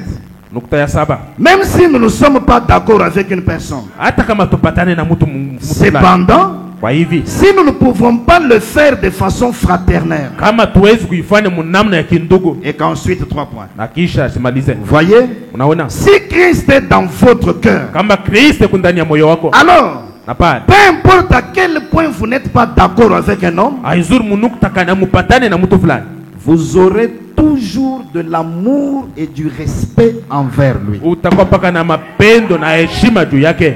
Si Christ est dans votre cœur, Kama Kristo yuko ndani ya moyo wako, alors peu importe à quel point vous n'êtes pas d'accord avec un homme, hata aizuru namna kana mupatane na ndugu vous fulani, aurez toujours lakini wewe utakuwa de l'amour et du respect envers. na upendo na heshima juu yako, juu Aujourd'hui, yake. le frère soutient une fausse idée. Ndugu eko na mawazo ya bongo, Et quand vous sentez comment on parle, lakini kama unasikia namna il n'y a même pas de l'amour ici. hakuna hata mapendo hapa, Il n'y a même pas du respect pour le hakuna frère. hata heshima hapa juu ndugu. Si Christ est dans votre cœur, Kama Kristo yuko ndani ya moyo alors wako, peu importe à quel point vous n'êtes pas d'accord avec un homme, hata vile kama upatane na ndugu yako mnuku vous aurez toujours de l'amour et du respect envers eux. utakuwa paka na upendo na heshima juu yake. Parfois je parcours les statuts WhatsApp des frères et sœurs. Sasa zile naangalia kama statut WhatsApp ya wandugu na wadada, Tel pasteur a fait telle déclaration. mchungaji fulani akafanya tamko fulani, Ils reprennent la même déclaration sur leur statut. anachukua ya tamko moja pa statut yake, Mais lisez les commentaires qu'il fait au bas. lakini musome maelezo Il n'y anafanya a kule pas chini. d'amour dans cela. Hakuna upendo mwa hii Et vous maelezo. voyez qu'il y a un manque de respect dans cela. Munaona sema kukosa kwa heshima mwile. Revenons au principe des Écritures. Turudieni kwa makanuni ya neno. Le prophète continue en disant, Nabii anaendelea na kusema, bien des fois, sema mara mingi je suis en désaccord avec beaucoup de gens. mimi mishipatana na watu wa mingi, Et pourtant, japo je n'ai jamais vu sijaonaka un de ceux avec qui je ne me suis pas mis d'accord. mmoja wa katikati ya watu wenye mishipatana naye, Pour qui je n'ai eu d'autre pensée que de mettre mon bras autour de lui et de l'appeler mon frère. juu yake mishuka na mawazo yengine kama tukuweka mkono wangu Et d'essayer de kuita sana ndugu l'aider yangu na kupima mupenda, le mieux que je peux. kumupenda vile mimi nawezi kumupenda ni ya bei kabisa. Je suis en désaccord avec lui Mimi shipatane naye parce que peut-être, kwani saa zingine, parce que je pense peut-être kwani nawaza kwa mfano que sur base des désaccords qu'il trop, asema kuhusu mafitina ashimalize c'est qu'il croit. kenye kunaamini. Moi, je ne peux pas le croire exactement comme lui. Mimi siwezi kuamini kabisa kabisa sasa hivi Mais lakini ainsi de suite. nakazalika, Or, japo je peux essayer de lui montrer mon point de vue. nawezi kupima kumuonesha namna kani mimi naamini, Pendant qu'il me montre aussi le sien. wakati yeye mwenyewe kunanionyesha ni Tu n'as namna yeye même pas kunaamini. encore fait ça. Hautawahi hata kufanya hivi. Déjà, le nom du frère, tu le cites en public. Sasa jina ya ndugu Tu le unaitaya jettes déjà en enfer. na unamtupa na mgeena, Ce ne sont que des stratégies du diable. ni paka mitindo yake shetani. Voyez-vous, Unaona ce qu'il croit, kenye kunaamini, moi je ne peux pas le croire exactement comme lui. siwezi kuamini sasa vile anaamini. Or, je peux essayer de lui montrer mon point de vue. Nawezi kupima kumuonesha namna kani mimi Il y naamini. a des gens qui ne sont même pas disposés que vous leur montriez d'abord votre Huko point watu de vue. wene weko tayari abapenda hata umuoneshe namna kani kunaamini, Pendant qu'il me montre aussi le sien. wakati yeye kunanionyesha tena vile kunaamini. Ensuite, Na kisha nous confrontons cela. na sisi tuko naiweka pamoja Et nous examinons la chose na tunachunguza ile jambo minutieusement. pole pole, Et nous voyons ce que nous obtenons. na tunaona kenye tunaweza kupata. Mais tout en étant en désaccord comme Lakini cela. hata vile tunaishi hatupatana, hata vile tunafanya Mais vile. tant qu'on en arrive à... Lakini wakati tunafika Nous ne devrions jamais nous mettre en colère, hatuwezi kusilika ni vouloir faire du mal, au kutaka kufanya kitu kibaya ni détruire, au kuharibu ni rien de ce genre. au kitu kenye kia Mais kufanya nous naye, devrions toujours essayer d'édifier. lakini tunapasha kupia mpaka Que kushikamisha. le Seigneur nous aide à bien comprendre des déclarations comme celle-ci. Bwana tusaidie tufike mkuelewa matamko ya hivi mzuri, Pas seulement de les connaître dans notre esprit, haiko mpaka kuijua mais mwakili de les yetu, mettre en pratique. lakini kuiweka hata Chaque mtendo. fois que nous aurons des désaccords sur la croyance. Kila wakati tokana na mabishano kuangalia na mafundisho, Un seul a reçu le pouvoir de l'infaillibilité, c'est le prophète. mmoja akapokea uwezo wa shoo kuanguka ni Les nabii. êtres humains peuvent avoir des divergences Wanadamu wanaweza kuwa na sur les mabishano points secondaires de la même doctrine. kwa nukta ya chini ya mafundisho moja moja. Va vers ton frère, Asema uende ndugu yako, montre-lui ton point de vue, umuoneshe kenye unaamini, qu'il t'expose le sien, akuoneshe yenye anaamini. ramener à celui qui est infaillible, Asema urudishe, muipeleke kwa ule mwenye hawezi kuanguka, examiner minutieusement. lakini mchunguze pole pole ile Si jambo. le désaccord persiste, Kama mabishano inabaki hapa inato, avancez dans l'amour et dans le respect. musongeni mu mapendo na muheshimu, Priez les uns pour les autres. muombeane katikati ya Dieu s'occupera du reste. Mungu ataangalia mambo yenyewe yanabaki. Le mal aujourd'hui, c'est quoi? Mabaya leo nini? Un frère est tombé Ndugu fulani anaanguka, et on prend ça, on met directement sur un statut. unaibeba na kuiweka pa statut Et WhatsApp. sur la toile, nous ne publions que les chutes de nos bien-aimés. Pa my Facebook unaandika pa kuanguka kwa bandugu. 2 Samuel chapitre 1er, Wa Samueli wa pili mlango wa pili versets 19 et 20. mstari 19 20. Saül et Jonathan sont morts à la guerre. Saulo na Jonathan wakakufa kuvita. Un homme est venu vite. Mtu fulani akakuwa C'est moi mbio, le premier à publier ça. ni mimi wa kwanza Tous les kuitangaza. autres qui ont publié ont copié chez moi. Watu wengine wakaitangaza. J'exige le droit d'auteur. Mimi ndio wa kwanza kuitangaza. Un homme est venu vite, le premier, pour annoncer à David. Mtu fulani akakuja mbio kwa kuonyesha Daudi, Parce qu'il savait que Saül était contre contre David. Walikuwa na shuhudia kusema Sauli alikuwa Maintenant qu'il est anapigana na mort, Daudi. c'est toi qui es resté sur le terrain. Hivi anakufuniwa na bakia sasa Comme mkiwanza. lui est tombé, c'est toi qui seras le nouveau chef. Hivi yeye anaanguka ni wewe utakuwa bwana. Remarquez que David ne s'est pas réjoui de la mort de Angalia na Saül. kusema hata vile Daudi ashikufurahi na lufu ya Saulo. Maintenant, l'inspiration l'a saisi. Sasa uvuto ikamshika. J'aime le cantique qu'il a chanté. Napenda mwimbo yenye akaimba.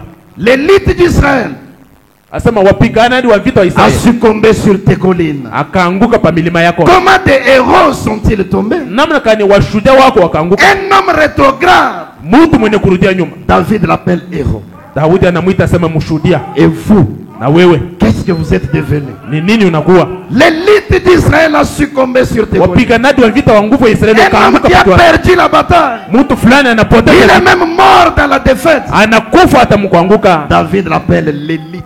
Daudi anamuita asema C'est le mpiganaji wa- meilleur d'entre nous. asema wadamani katikati yetu. Peux-tu appeler quelqu'un l'élite? Unaweza kuita mtu asema wa nguvu Toi, tu katikati penses que yetu. c'est toi le meilleur de Wewe tous. unaweza sema wewe ndio wa nguvu kabisa katikati L'élite yetu. d'Israël a succombé sur tes collines. Wapiganaji wa nguvu wa Israeli wakakufa pa mlima yao. Comment des héros sont-ils tombés? Namna kani washuhuda wako wakaanguka. Ne l'annoncez point dans Gath.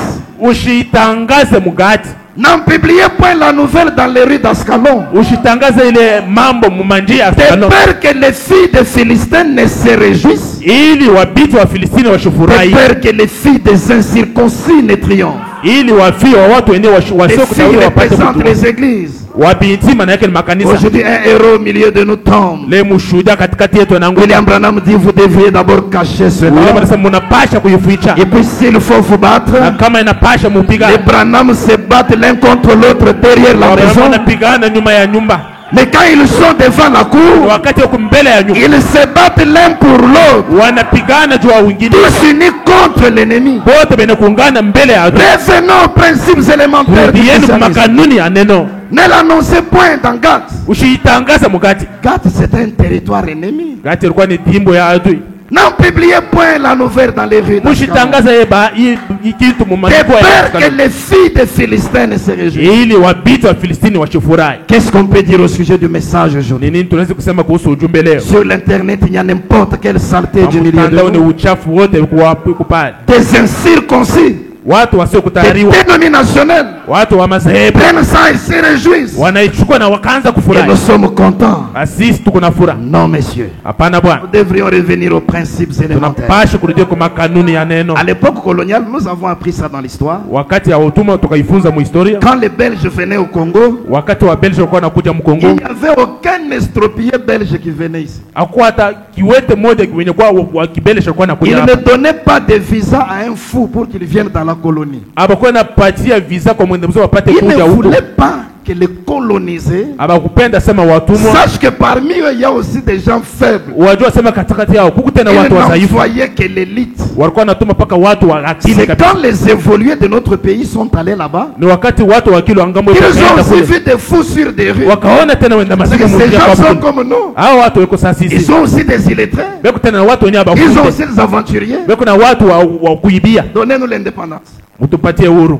Voyez-vous? Unaona? Mais ces gens Lakini wale watu cachaient les maillons les plus faibles de leur chaîne. walikuwa naficha udhaifu kabisa Mais yao. nous exposons nos maillons les plus faibles. Lakini sisi tuko napeleka mbele watu wadhaifu wetu. Ne l'annoncez point dans Gath. Mushitangaze mugati. N'en publiez point la nouvelle dans les rues d'Ascalon. Mushitangaze ile habari mu mamikoa ya De peur Gaza. que les filles des Philistins ne se réjouissent. Ili watoto wa Abiti wa Filistini De washufurahi. peur que les filles des incirconcis ne triomphent. Ili watoto wa watu wasiokutawaliwa washufurahi. Dans le sermon le baptême du Saint-Esprit, Mahubiri ubatizo wa Roho Mtakatifu. 28 septembre 58, Tarehe 28 Septemba mwaka point 58. 6 et 7, Nukta ya 6 na ya 7. le prophète dit ceci.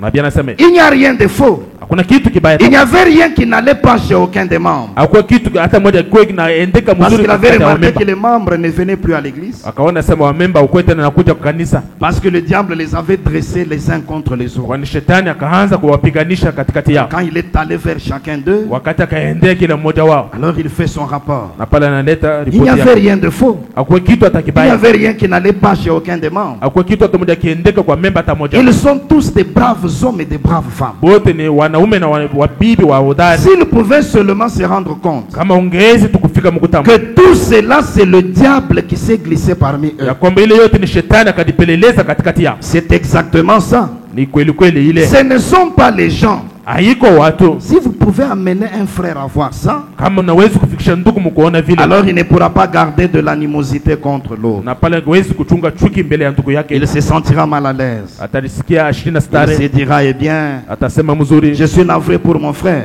mimi niko mwenye kuosha ndio ndugu yangu. Voyez-vous, Unaona? s'il a effectivement fait quelque chose de mal, Kama kweli anafanya kitu kibaya, eh bien, ce n'était pas le frère. mzuri haikukwe ule ndugu. C'était le diable qui l'a fait. Ilikuwa ni shetani ndio mwenye akaifanya. Vous dites, Unasema, eh bien, mzuri, ce gars-là a fait telle et telle chose. ule kijana anafanya hivi na vile. Ce n'est pas votre frère qui a fait cela. Haiko ndugu yako akafanya ile mambo. Ce n'est pas votre soeur qui a fait cela. Haiko dada yako mwenye anaifanya. C'est le diable qui est entré en eux qui l'a Lakini fait. ni ibilisi akajipanga ndani yako akafanya ile mambo. Aussi, Tena ne blâmez pas le frère ou la soeur. ushikemee ndugu au dada, Blâmez le diable. lakini ukemee shetani. C'est celui qui en est la cause. Ni yeye mwenye kwa chanzo ile Même mambo. le frère qui t'a fait du mal. Hata ndugu mwenye kutendea Même mabaya, la soeur qui t'a fait du mal. hata dada mwenye kutendea Ce n'est mabaya, pas le frère ou la soeur qui a fait haiko ça. ndugu au dada akafanya ile mambo, C'est le diable qui est entré en eux. lakini ni shetani mwenye akaingia ndani yao. Maintenant que tes armes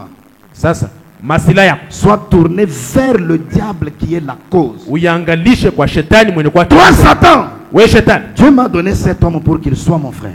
Mungu anapatia ndugu apate kwa ndugu Comment yako. tu entres en lui pour me chercher toujours querelle? Namna gani unaingia ndani yake kwa kunitafutia paka mafitina? Toi, diable, We shetani, Dieu m'a donné cette femme pour qu'elle soit ma soeur. Mungu anipatia huyu mke apate kwa dada yangu. Comment tu l'utilises toujours pour me créer des problèmes? Namna gani unamtumikisha ile apate À kuleta mon nom, paka- ils chasseront les démons. Mwingine langu atafungusha Je mapepo tourne yote. mon feu de la prière contre le diable. Naweka moto wangu wa maombi mbele ya Je shetani. chasse ces démons qui entrent dans la personne. Nafukuza ule mpepo na Tout en mwenye ayant de l'amour pour la personne. mwenye kuwa na upendo juu ya ule Et alors mtu. je suis un vrai destructeur enflammé. Pale ndio mwenye kuharibu wa kweli na moto. Mais vous, Lakini vous wewe tournez vos armes contre les frères. et les sœurs. masila yako unaitupa paka juu ya wadada yako na C'est ndugu yako. pourquoi l'église n'évolue pas. Ndio kwa maana kanisa mwili ya Kristo anabakia C'est pourquoi nyuma. l'église locale est en arrière. Ndio kwa maana kanisa pana nafasi anabakia C'est pourquoi nyuma. nos foyers sont en arrière. Ndio kwa maana majamaa yetu yanabakia Parce que paka le nyuma. diable a réussi à nous dresser les uns contre les Kwani autres. shetani anafika mkushimama mkwanza. Et nous n'avons pas eu le bon discernement de la chose. na sisi tukupate ufanuzi wa Au kweli wa lieu ile de mambo. tourner nos armes contre le diable qui est la cause, Bahali ya kutupa masila yetu kwa shetani mwenye nous kuacha l'avons laissé au repos. sisi tukamwacha Et nous kunapumzika avons tourné nos armes les uns contre les na autres. tukaweka masila yetu mbele ya wandugu na Dans le wadada. sermon, écoutez-le. Mahubiri mumsikilize. 15 décembre 56. Tarehe 15 Desemba mwaka 56 Point 36 et 37, il dit ceci. nukta 36 37 anasema hivi. Alors dans l'Ancien Testament, Na pale mwagano la kale si ce précepteur kama ule mwenyewe wa kufundisha mtoto disait au père quand cet enfant naissait 3 points, alikuwa anaonesha baba wakati mtoto alikuwa anazaliwa asimalize. si l'enfant devenait indocile et insouciant, Kama mtoto anakuwa hawezi kusikia na hawezi kushutuka mbele ya mama. s'il courait ça et là et qu'il ne pouvait se soucier des affaires du père, Kama ngewezi kukimbia hapa na kule na hawezi kuangalia makazi ya baba yake. il était toujours un fils, c'est vrai, Yeye alikuwa paka mwana kweli, mais il ne devenait jamais héritier de la communion lakini ashukue na kuja murithi wa ushirika et des pouvoirs de son père. na mauwezo ya baba yake. Mais si le précepteur disait, Lakini kama mwalimu alikuwa anasema c'est un bon garçon, huyu ni kijana mzuri, il est zélé et il a de la sagesse, yeye kuna bidii na yeye kuna akili, et il essaye de faire de son mieux pour mieux faire marcher les choses. na anapima kufanya nguvu yake kwa kutembesha vitu mnamna mzuri. Est-ce que vous me suivez? Eti mnanifuata? Le Saint-Esprit amène le rapport au ciel Roho Mtakatifu taleta ripoti kule sur mbele. la façon dont vous progressez dans votre croissance. Namna nini kunaendelea mvile kuna komala. Si vous retournez dans le monde, Kama unarudia mdunia, alors Dieu ne peut pas mettre beaucoup de confiance en vous. na pale Mungu ashitaweka uaminifu wa mingi juu yako. Si vous avez des hauts et des bas, Kama kuna kupanda kuanguka na kushuka, tel dit quelque chose, fulani anasema kitu fulani et vous dites, ouais, oui, oui, c'est ça. na unasema ndio ni paka vile. Vous suivez des petites cliques dans l'église. Unafuata tu mankundi kidogo kidogo mkanisa. Vous faites des histoires. Unafanya mavitu. Vous combattez. We munapiganishana mwebe. Vous jacassez. Mwe munapiganishana chini Vous katikati êtes chini. médisants. Mwe muko na masingizio katikati yenu. Comment l'église peut-elle avancer? Namna kanisa na wezi kuendelea. Des petites cliques dans l'église. Tu mankundi kidogo kidogo Nous mkanisa. sommes venus de tel. Sisi tunatokea mkanisa Nous fulani. sommes ressortissants de tel. Sisi tunatokea kukasai. Bannissons ces choses. Tutoshe vile vitu ndani Nous yetu. n'avons qu'une seule origine. Tuko paka na chanzo moja. Voyez-vous, Unaona? nous sommes les hommes de telle classe. Sisi tuko watu wenye kuwa na franc. Ça, c'est la clique des femmes d'Étel. Hii ni kundi ya wadada wa bashemasi. Ces choses-là ne sont d'aucune importance. Vile vitu haviko na bei hata moja. Nous sommes les mêmes. Sisi tuko vile vile. Nous ne formons qu'un seul peuple. Tunatunga paka taifa Et moja. le Seigneur qui est la parole est au-dessus de Na tout. Bwana mwenye kuwa neno kujuu ya kila kitu. Tu sais, Unajua? en ton absence, Tel avait dit ceci. Wakati ukue fulani akasema hivi. C'est ça? Ndio vile. Ok, montons une stratégie. Sasa tufanye mtindo fulani. Tu vas mourir pour rien. Utakufa bure. Pour commencer, Kwa kwanza, dis à celui qui te dit là, onesha mwenyewe na mon frère, ma soeur, ndugu yangu, dada yangu. pourquoi tu laisses le diable t'utiliser? Kwa nini unaacha shetani kukutumikisha? Prions contre ces démons méchants. Tuombe mbele ya À shetani. mon nom, ils chasseront les démons. Jina langu atafukusha pepo chafu. Chassez ces démons-là. Ufukusheni ule shetani. Gardez la paix et l'harmonie entre vous. Chunga amani na mapatano katikati yenu. Les gens sont médisants. Watu wako na masingizio katikati yao. Tel n'a pas beaucoup d'habits. Fulani ana mavazi ya mimi. Tel a perdu le travail. Fulani anapotesha kazi. Aide-le. Umsaidie. Voyez-vous? Unaona? La Bible dit portez les fardeaux les uns des Biblia autres. inasema mubebeni mizigo ya Et wamoja si vous accomplirez la justice na de kwa Christ, hivi mtafanya wake wa Mungu. celui qui a des tuniques, qui le donne une à celui qui Mwenye uko na n'a pas. mankochi mbili apatia mkochi mmoja Ce kwa sont les mwingine. principes élémentaires des Saintes Ndio Écritures. makanuni ya chini ya miandiko. Comment l'Église peut-elle avancer? Namna kanisa nawezi kuendelea. Maintenant, toi aussi, Sasa wewe pia. parce qu'on a dit que tu n'as pas d'habit, tu ne viens plus à l'église. Wale banasema una na mavazi hata kukanisa hukujake tena. Et William Branham nous a dit, Na William Branham quand nous akatuonyesha avons parlé du feu du zèle, penye tunasema kuhusu moto wa bidii. la biche qui reste seule loin du troupeau, Nasema ayale mwenye atabakia mbele c'est pembeni de ya celle-là que Satan va s'occuper. mwenye atabakia pembeni ndio ule shetani ataenda kutafuta. Dans toute la Bible, on a dit que Jésus n'avait qu'une seule tunique. Où est le Biblia problème? yote wanasema Yesu kapaka na kanjo moja. Mambo. Paul a dit même la nudité Bwana anasema hata uji ne nous séparera pas de l'amour de Christ. haiwezi kutuachanisha na upendo wa Mungu. Celui qui critique est mauvais, il doit cesser de critiquer. Mwenye kuna zingizio ni mubaya na pasha kuacha mazingizio. Celui qui a été critiqué doit banaliser, avancer avec le Hata Seigneur. mwenye C'est le diable qui veut te détruire. anapasha kusule ile mambo na kwenda mbele, kwani shetani akafanya vile. Comment l'église peut-elle avancer? Namna kanisa napasha kusonga Eh mbele. bien, je vous aime, Mzuri na mipenda. mais je devrais répondre avec vous en ces jours-là. Lakini Voyez? napasha kujibu na mweye mwa hii siku. Remarquez, Angalieni. c'est là que se trouve le problème. Ndio pale peko mambo.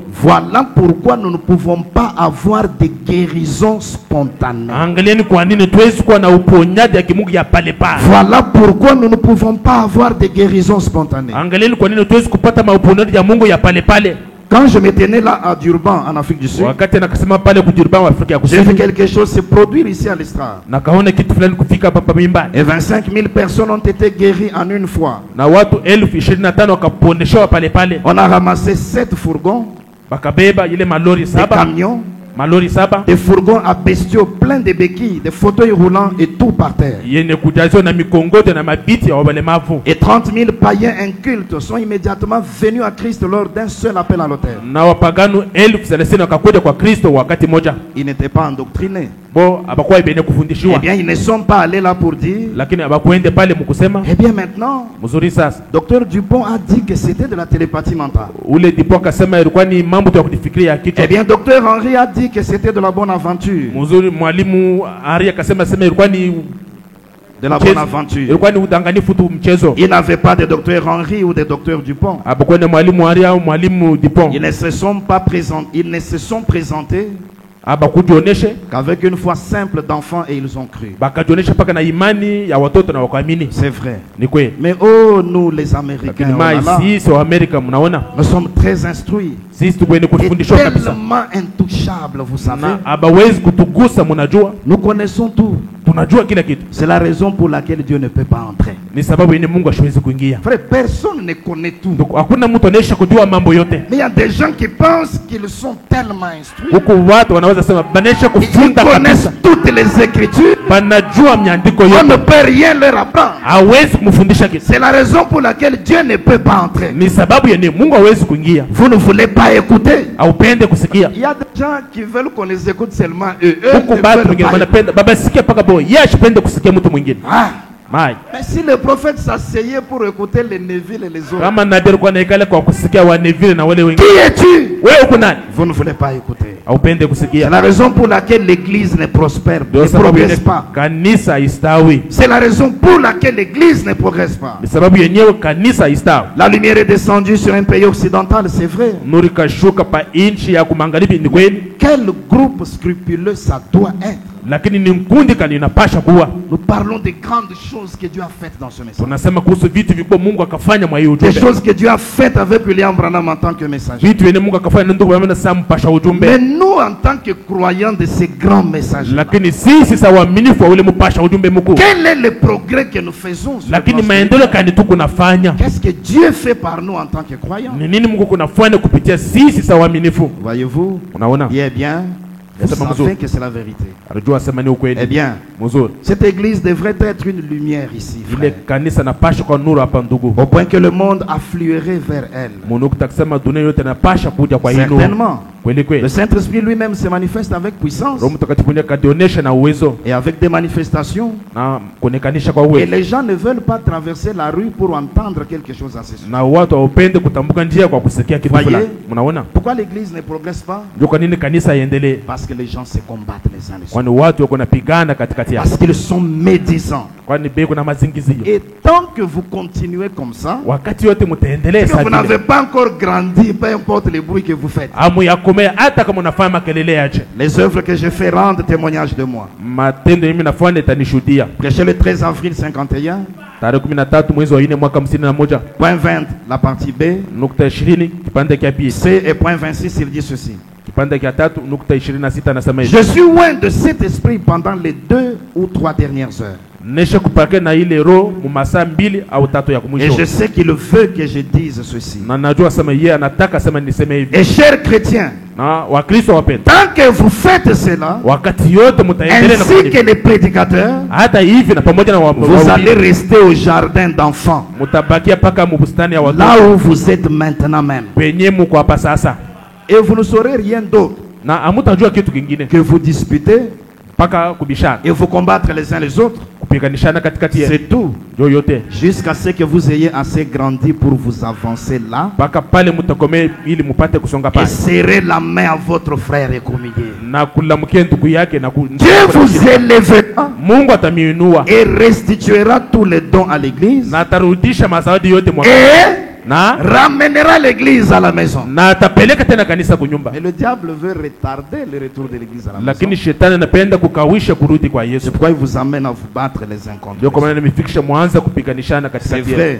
Ni Mais kweli. avant que vous ayez assez grandi Lakini kabla ya mwe kukomala kweli pour kweli, sortir de cette barrière de la kwa tradition, kutoka mwi vitu ya cette madesturi, barrière dénominationnelle de la tradition, hiki kwazo cha desturi, oh c'est terrible. oh ni awole Je vous kabisa. dis que c'est terrible. Na mionyesha sema ni hatari Un kabisa. jour vous allez devoir, Siku moja mutaku rappelez-vous, Kumbuke. il y a des jeunes gens assis ici. huku vijani venye venesha kala Ils ont creusé partout et ont séparé les gens. bakachimba fasi yote na kwanza kuachanisha Un watu. jour, Siku moja ces barrières dénominationnelles ima vikwazo ya kizehebu et ces idées que les fanatiques ont là seront ôtées. na hii mawazo ya upendelevu kunayo Et bataitosha, Dieu unira son église na Mungu ataunganisha et kanisa la yake ramenera à la maison. na itaipeleka kunyumba. C'est aussi certain que n'importe quoi au monde, Ni hakika paka kuliko kitu kingine cela kulia. va arriver. Ile itafika C'est une prophétie. ni unabii. Souvenez-vous-en. Kumbukeni J'ai dit cela au nom du Seigneur. na kaisema mjina yake Bwana. Eh bien, vous pouvez écrire cela dans un livre. Mnaweza kuandika hata mkitabu. Eh bien, c'était vrai. Kweli kweli ilikuwa ni ya Je ne kweli. savais pas que j'allais dire cela. Mimi sikujua sema tausema Eh vile. bien, c'est vrai. Uzuri ni C'est comme kweli. ça que Dieu va unir son église. Ndio vile Mungu ataunganisha kanisa yake. Soyez-en sûrs. Moyo na hakikisho. Et tant que vous faites des histoires, Na wakati yote mtafanza que kufanya vous mambo mambo. disputez les uns avec les autres, Kwanza kubishana katikati yetu. vous êtes dans le jardin d'enfants. Muko mu mashamba ya watoto. C'est ce que nous avons sur la toile. Ndio kenye tuko nayo Ce que pa nous avons mitandao. sur tous les réseaux sociaux. Ndio kenye tuko nayo pa mitandao Un yote. jardin d'enfants. Nasema ni mashamba ya watoto. Quittons le jardin d'enfants. Tutokeni mashamba ya watoto. Ayons l'amour et le respect les uns pour les autres. Tuwe na upendo na heshima umoja na wengine. Attaquons le système. Tushambulieni ile tengeneza. Ayons l'amour et le respect pour les frères et les sœurs. Tuwe na upendo na heshima ndio ndugu na Serrons-nous wadada. la main, allons de l'avant. Asema tulamukiane na twende C'est mbele. là que l'église arrivera à quelque chose. Ndio pale kanisa itafikia kitu fulani. Soyez un avec lui. Asema C'est mpate tout. kwa mmoja pamoja naye. Unissez-vous. Asema S'il ne muungane. veut pas s'unir, ne l'en empêchez pas. Kama shipende mupate kuungane Allez de mushukuzuie. l'avant. Wewe msonge mbele. C'est ainsi qu'il faut faire. Ndio vile mnapasha Ce fanya. matin, fais l'inventaire de tes relations avec les autres. Ya asubuhi fanya machunguzi ya mahusiano yako na wandugu. Dans l'église corps de Christ, Mukanisa mwili. dans l'église locale, Hata mukanisa pana. dans le milieu professionnel, Hata kwenye au unatumika. marché, au campus, dans la famille. Usoko hata kucheo ya juu na fasi Partout où yote. le Seigneur t'a placé. Fasi yote Bwana anakuweka. Contre qui es-tu en train de te battre? Wewe kunapigana na nani? Si c'est contre ton frère ou ta soeur, Kama unapigana na ndugu yako au dada c'est yako, que tu donnes du repos au diable. maana yake kunapumzisha shetani. Détourne de ton frère ou de ta soeur tes armes. Tosha masilahi yako juu ya ndugu yako au juu ya dada C'est le yako. diable qui est entré en eux. Ni shetani mwenye C'est le anaingia ndani diable yao. qui les entraîne. Ni shetani kunawapeleka. Occupe-toi du diable, c'est lui qui est la cause. Wewe ushambulie shetani kwani yeye ndio chanzo. Dans le sermon Le Signe, Mahubiri ishara. prêché le 1er septembre 63, Tarehe ya kwanza Septemba mwaka 63. 249 et 250. 249 Vous tous Mwebote qui êtes en train d'écouter la bande, mwenye munasikia hii kaseti. vous hommes, Mwe wanaume, vous femmes, mwe banamuke, écoutez bien une minute. musikie mzuri dakika moja. Si à un certain moment vous m'avez cru, Kama mwakati fulani mkaniamini, croyez-le maintenant. sasa muniamini sasa. Il est temps d'arrêter de vous Ni quereller. wakati ya kuacha mabishano. Ça, c'est le messager qui parle. Wewe ni mpasha ujumbe kunasema. Il est temps d'arrêter de vous Ni quereller. wakati ya kuacha kukutana. Croyez le message de la Bible. Mwaminieni ujumbe ya Biblia. Croyez Jésus-Christ Mwaminieni Bwana Yesu Kristo. et aimez-vous Na mpendane, et honorez-vous na et mheshimiane, respectez-vous. na mpate kuheshimiana. Hommes, respectez vos femmes. Wanaume mheshimie wa bibie. Respectez votre foyer. Mheshimie majamaa yetu. Rassemblez votre maison. Kusanisha nyumba yako. Parce que souvenez-vous, Kwani kumbuke, cet agneau était pour la maison. ule mwana kondoo alikuwa juu ya nyumba. Pas seulement pour une personne, Pana paka juu ya mtu mmoja, mais pour toute la maison qui devait être rassemblée. lakini kwa nyumba yote napasa kusanika. Tout devait avoir été rassemblé à l'intérieur. Yote mnapasha kuikusanisha mle ndani. Nous devrions nous aimer les uns les autres. Tunapasha kupendana wamoja na Et wengine. les croyants Na waaminifu devraient se séparer du monde. wanapasha kuachana na dunia. Séparons-nous du monde, mes frères et sœurs. Tuacheni na tuachane na dunia. ndugu na Abandonnons wadada. tous les péchés du monde. Tuache mazambi yote ya dunia. Quittons tous les systèmes dénominationnels. Tutoke matengenezo yote ya madhehebu. Croyons le message de la Bible. Tuamini ujumbe. Croyons Jésus-Christ. Tuamini Yesu Kristo. Aimons-nous les uns les autres. Na tupendane katikati Mais yetu. n'oubliez pas, Lakini mshisa, il est temps d'arrêter de vous ni quereller. wakati ya kuacha mabishano katikati Dieu a yetu. besoin de quelques hommes et quelques femmes Mungu anahitaji wanaume wachache na wabibi qui chache peuvent comprendre la profondeur de ces choses wenye wanaweza kuelewa kilida upana ya et hivi qui vitu peuvent s'abandonner à lui. na wanaweza kujiachilia mikono Comme yake. ces 300 renards s'étaient abandonnés à Samson. Sasa vile wambao 300 wakajiachilia Oui, mikono ya mon Samson. frère, ma soeur. Ndiyo ndugu na dada, Dieu t'a appelé à la parole de Mungu l'heure akakuita kuneno ya parce wakati, qu'il veut t'enflammer kwani anataka kukuasha pour que moto tu détruises les œuvres du ili diable. upate kuharibu makazi yake shetani. Tu n'es pas un donneur de repos au diable, Wewe hauna mwenyewe unapasha kupatia mais tu shetani es mapumziko, un destructeur de ses lakini œuvres. wewe mwenye kuharibu makazi yake. Peux-tu dire ce matin, Seigneur, je m'abandonne Unaweza totalement à kusema toi. siku Bwana na kuachia mwili wangu yote Quand mzima. les dons de Dieu trouvent toujours leur place. Mahubiri mazawadi Mungu anapataka paka Point fasi yake. 81, il dit, Nukta 81 anasema, Marie, la mère de Jésus, anasema Mariamu mama yake wa dans la Yesu ville de Nazareth, na muji wa Nazareth, la ville la plus méchante du pays. muji ilikuwa maovu kabisa ile Mais nchi, de là, lakini kutokea Dieu a Mungu, choisi une petite dame Mungu akachagula mwanamke pour mdogo donner naissance à son fils. wa kuzala mwanake. Une incubatrice, Asema mwenyewe alikuwa nesha kwa un kumchukua. saint qui devait, Asema mtakatifu yenyewe napashwa, un saint qui devait, asema tumbu yenyewe napashwa par lequel un bébé devait naître. kupitia hiyo mtoto fulani napashwa Il kuzaliwa. a pris une telle personne pour faire cela. Kachukua mtu wa vile kwa kufanya vile. Dieu travaille au travers des êtres humains Mungu kunatumika kupitia wanadamu pour racheter les êtres kwa humains. kukomboa wanadamu. Il peut vous prendre, Anaweza kukuchukua wewe travailler au travers de vous na kutumika kupitia wewe pour racheter l'humanité. kwa kukomboa ulimwengu. Si vous lui consacrez complètement tout ce que vous êtes, Kama unamtolea kweli kweli yote huko nayo, Dieu peut t'utiliser pour racheter Mungu l'humanité. anaweza kukutumikisha kwa kukomboa dunia Dieu mzima. peut t'utiliser pour sauver un homme ou une femme. Mungu anaweza kukutumikisha kwa kuokoa mwanaume na Peut-être mwanamke, par la parole que tu vas lui présenter. na kupitia neno Peut-être utamwonyesha. par le témoignage de ta vie chrétienne. Saa zingine kwa ushuhuda ya maisha yake Dieu peut Kristo. t'utiliser pour délivrer quelqu'un de la Mungu anaweza maladie. kukutumisha kwa kutosha fulani Dieu peut mmagonjwa. t'utiliser pour faire du bien à quelqu'un. Mungu anaweza kukutumisha kwa kufanyia mema mtu fulani. Si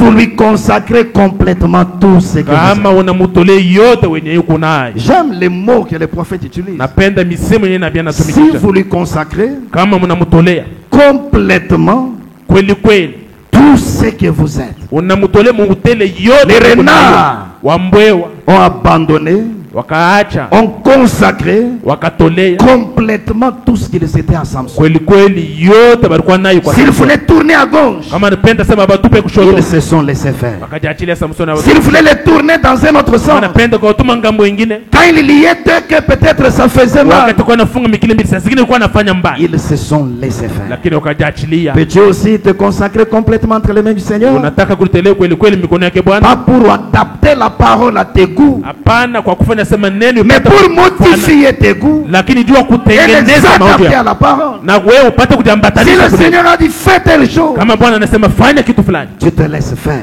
utajiachilia Tu laisses kufanya. tomber ton raisonnement et tout. Unaacha mawazo yako inaanguka na vyote. J'aime la profondeur de certaines chansons. Napenda uketo ya mamimbo Quand nous yengine. chantons le cantique dans ma vie, Wakati tunaimba mwimbo nous maisha yako, citons pratiquement toutes les parties de notre corps. tunataya kweli kweli masehemu yote ya mwili yetu. Dans mon cœur, j'aimerai Jésus. Ndani ya moyo tapenda Yesu. De mes mains, je le toucherai. Kumigono yangu tamungusa, De mes pieds, je le suivrai. kumiguu yangu De tamfuata, mes yeux, je le verrai. hata kwa macho yangu De tamwona, mes oreilles, je vais kwa oui, le masikio yangu Seigneur. tasikia De ma Bwana, bouche, je vais prêcher Jésus. kino yangu tahubiri Chaque Bwana. partie de notre être, Kila sehemu ya umutu wetu consacrée totalement à lui. yenye kutolea kweli kweli kwake. Le nombre ne compte pas pour Asema Dieu. bwingi hayuko na mambo mbele Le yake. prophète dit le diable compte son peuple, Nabii anasema shetani yuko na hesabu taifa mais yake, Dieu pèse le sien. lakini Mungu yuko na pima taifa Et la yake, balance de Dieu, c'est le message de na l'homme. kipimo ya Mungu ni ujumbe ya wakati. Voyez-vous, Mnaona, Dieu peut utiliser même une seule personne. Mungu anaweza kutumikisha hata mtu mmoja. Parfois, Dieu n'a besoin que d'une seule Saa personne. zingine Mungu anatafutaka paka mtu mmoja. Peut-être que cette étude, c'était seulement pour toi. Saa zingine hii mafundisho Que paka tu kwa deviennes ajili un vrai destructeur yako, enflammé. upata kuwa mwenye kuharibu wa kweli Dieu na a eu moto. un seul Daniel Mungu akakuwa na Danieli moja et il a détruit les œuvres du diable en na son temps. karibu makazi ya shetani mwa ile wakati. À un moment, il a eu 3 enfants hébreux. Namna kana Mungu wakati Et il wakaona est watoto watatu wa arrivé aux Ibrania objectifs. na akafika kwa À Éphèse, il n'avait que 12 personnes dans l'église. kwa Efeso kwa paka na watu 12 Mais kwa on kanisa, parle d'eux jusqu'aujourd'hui. lakini tunasema kuhusu wewe paka tena Parce que le leo. prophète dit, Kwani nabii anasema, un seul homme dans la main de Dieu, asema mtu mmoja mikono yake Mungu, Dieu peut faire avec lui Mungu anaweza kufanya naye plus qu'il ne peut faire avec des milliers qui ne sont pas dans sa main. kushindia benea, huwezi kufanya na watu wa mingi Dans wenye Jacques hawana naye. chapitre 1er, Mu Yakobo sura yake ya kwanza verset 22 à 25, il est dit, mstari 22 mpaka 25 mettez en pratique la parole mwekeni mtendo neno la et Mungu ne vous bornez pas à l'écouter na mshishimamie mpaka mkwanza en vous kuisikia, trompant vous-même par de faux raisonnements. dangani wewe benye kupitia mawazo ya bure. Car si quelqu'un écoute la parole Kama fulani anasikia et neno ne la met pas en pratique, na shikiweke mtendo, il est semblable à un homme anafanana na mwanadamu qui regarde dans un miroir son visage naturel mwenye anaangalia mkio uso yake, et qui, après s'être regardé, na kisha kuangalia mkio s'en va et oublie aussitôt quel il était. anaenda na kusabu namna kani uso yake. C'est lui qui aura plongé les regards Mwenye ataangalia dans la loi parfaite, msheria takatifu, la loi de la liberté, sheria ya uhuru, et qui aura persévéré, na mwenye atadumu, n'étant pas un auditeur oublieux, mwenye ashukua wa kusikia na kusaa, mais se mettant à l'œuvre, lakini mwenye kujipanga kujiweka celui-là mkazi, sera heureux dans son activité. ule atakuwa mwenye heri Nous mkazi avons yake. étudié toutes ces choses dans leur détail. Tukajifunza hivi vitu vyote maelezo yao, Ne soyons pas des auditeurs oublieux. tushukue wenye kusikia na kusahau, Mettons-nous à l'heure tuliweke mkazi pour que notre vie produise ce que nous avons ili appris. maisha yetu ipate kutua kenyewe tunajifunza. Dans le sermon, Dieu tient sa parole. Mahubiri Mungu yuko anashika neno Du lake. 7 avril 57, Tarehe 7 mwezi wa 4 mwaka 57 point 87, le prophète dit, nukta 87 nabii nous anasema, développons la parole de Dieu asema tunaendelesha neno la Mungu et nous devons nous développer na tunapasha pia kuendelea à mesure que la parole de Dieu se kwa développe. kufuatana na vile neno la Mungu kunaendelea. Des destructeurs enflammés. Wenye kuharibu na moto, Satan a envahi le monde avec le péché partout. shetani anaingia mdunia na dhambi fasi Des yote, maladies et des infirmités. magonjwa na ulemavu, Des échecs et des problèmes de toute nature. ni ukosefu na mambo ya aina Les yote, grandes églises, les dénominations. makanisa mikubwa ya madhehebu. L'accès vers elle a été refusé à Jésus. Asema kwenda kwao yebakataria Il Yesu apate frappe à la kuendea, porte de celui qui peut lui ouvrir. anapika kumlango kwa ule anaweza Si tu kufungulia. acceptes de lui abandonner totalement ce que tu Ama es, unakubali kumwachilia iko il va t'enflammer t'enflammer de son feu yeye divin atakuwasha na moto wake wa dans tous kimungu ses aspects mumione ya yote ya pour ile que moto, tu ailles détruire les œuvres du diable. ili upate kwenda na kuharibu makazi ya Le shetani. Seigneur compte sur toi. Shetani, Mungu kuna Le uhesabu, Seigneur compte sur moi. Mungu kuna kuchunga na Mungu Dieu nous kuchunga a na donné mimi. ce feu. Mungu akatupatia hii Dans moto, tous ces aspects, cela est à notre portée. mumione yote ile kumbele yetu. Voyez-vous, Unaona, pose-toi la question maintenant. ujiulize sasa, Es-tu réellement enflammé eti kweli kweli banesha par le kuwasha feu moto de Dieu? na moto ya Mungu? Et si tu réponds par le positif, Na kama unajibu ndio, combien d'œuvres du diable as-tu déjà détruites? makazi ngapi ya shetani unaisha kuharibu? Et où est-ce que tu as né ce matin? Na hii asubuhi unaisha fikia wapi? Daniel a fait sa part en son temps, Daniel akafanya kazi yake kwa avec wakati le wake message de Moïse qu'il avait. na ujumbe ya Musa alikuwa nayo. Pierre a fait sa part en son temps, Petro akafanya kazi yake kwa avec wakati le wake message de Jésus qu'il avait. na ujumbe ya Yesu alikuwa nayo. Timothée, Tite et les autres Timothée, Tito na wale ont fait wengine leur part en leur temps, akafanya kazi yao wakati wao avec le message de Paul qu'ils na avaient. ujumbe ya Paulo yenyewe alikuwa nayo. Mais tous enviaient ce que nous avons reçu. Lakini bote walikuwa na tamani kenye Mais tunapokea, nous qui avons le parfait, lakini sisi wenyewe na kenye nous qui kwa avons kamilifu, toutes ces grandes révélations, sisi wenyewe na hii maufuno yote kubwa, qu'avons-nous fait avec toutes ces choses? tukafanya nini na hivi vitu Où en vyote? sommes-nous ce matin? Tunafikia wapi asubuhi? Peux-tu faire l'inventaire de ta vie Unaweza kufanya machunguzi ya et maisha yako revenir dans la prière devant le Seigneur? na kurudia maombi mbele yake Seigneur, Bwana. je n'ai pas été ce que tu veux que je sois. Bwana, mimi chukue kenye unataka Je sema te ni consacre complètement tout ce que je suis. na kutolea kweli kweli kila kitu kenye niko Ne nacho. faisons pas comme Samson, mes frères. Usifanye sasa Samsoni wa ndugu. Samson a donné sa force à Dieu. Samsoni akapatia Mungu nguvu Et yake il a pris son cœur et l'a donné à une prostituée. na moyo wake akaipatia kahaba fulani, Mais Dieu travaille par les êtres humains lakini Mungu anatumika pour kupitia wanadamu racheter les êtres humains. kwa kukomboa wanadamu wenzao. Si vous lui consacrez complètement tout ce que vous Kama êtes. unamtolea kweli kweli yote yenye uko Je nayo. termine par ceci dans le sermon La Foi. Namaliza na hii mahubiri imani Prêché le 15 août 56. ya tarehe 15 mwezi wa 8 mwaka Alors que 1956. chacun de nous fait déjà l'inventaire de sa vie Wakati kila mtu anafanya pour voir machunguzi ya là où maisha il en est par rapport à ces choses. kwa kuona ni wapi anaweza kufikia mbele ya hii mambo. 47 la partie B, il dit 47 kipande Frère, cha pili anasema, ndugu, il nous faut avoir une réunion de prière à l'ancienne inatubidi mode. tuwe na mkusanyiko wa maombi mnamna ya kale. Très chaude. Asema yenye kwa Et ya une moto réunion kabisa. de témoignages. Na ushuhuda, mkusanyiko ya maushuhuda Des hommes et des femmes là en train de prier. ya wanamke na wanaume pale uko naomba. Un travail de maison à maison Kazi ya nyumba kisha nyumba ingine et dans la rue, na ndani ya manjia faisant quelque chose pour Dieu. tuko nafanya kitu fulani juu yake Mungu. Nous avons perdu notre zèle. Sisi tunapotesha bidii yetu. Tu peux remarquer ça dans ta propre vie. Unaweza hata kuyaangalia maisha Nous yako. avons perdu notre zèle. Tunapotesha bidii yetu. Nous avons perdu notre amour. Tunapotesha upendo Nous wetu. avons perdu ce que Tunapotesha kenye les choses que Dieu nous a données. vitu vyenye Mungu akatupatia. Nous laissons cela nous échapper de nos mains. Tunaacha na tuponyoka mikono. C'est le temps de la moisson. Ni wakati ya mavuno Mais le Seigneur a besoin de toi. na Bwana Le anakuhitaji. Seigneur a besoin de moi Bwana ananihitaji mimi pour recevoir son véritable feu, kwa kupokea moto yake ya kweli, afin de ne pas laisser le diable dans le repos, ili tushache shetani mais pour kupumzika détruire ses œuvres. na kuharibu kweli kweli makazi Que le yake. Seigneur bénisse chacun de nous ce matin Bwana bariki kila mmoja ya et asubuhi, que par la grâce du Seigneur,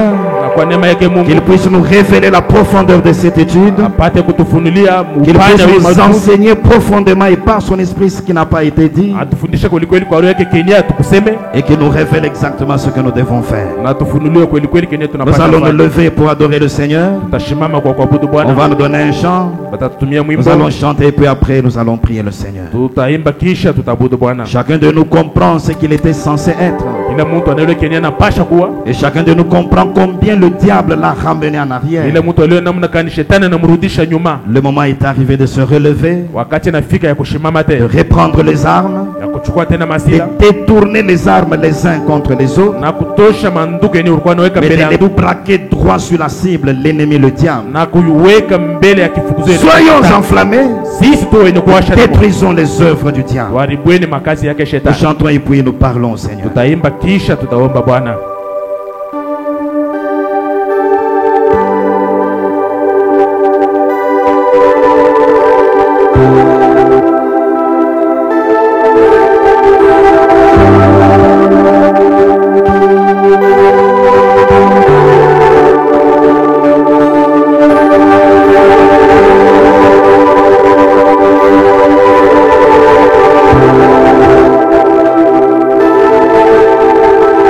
Thank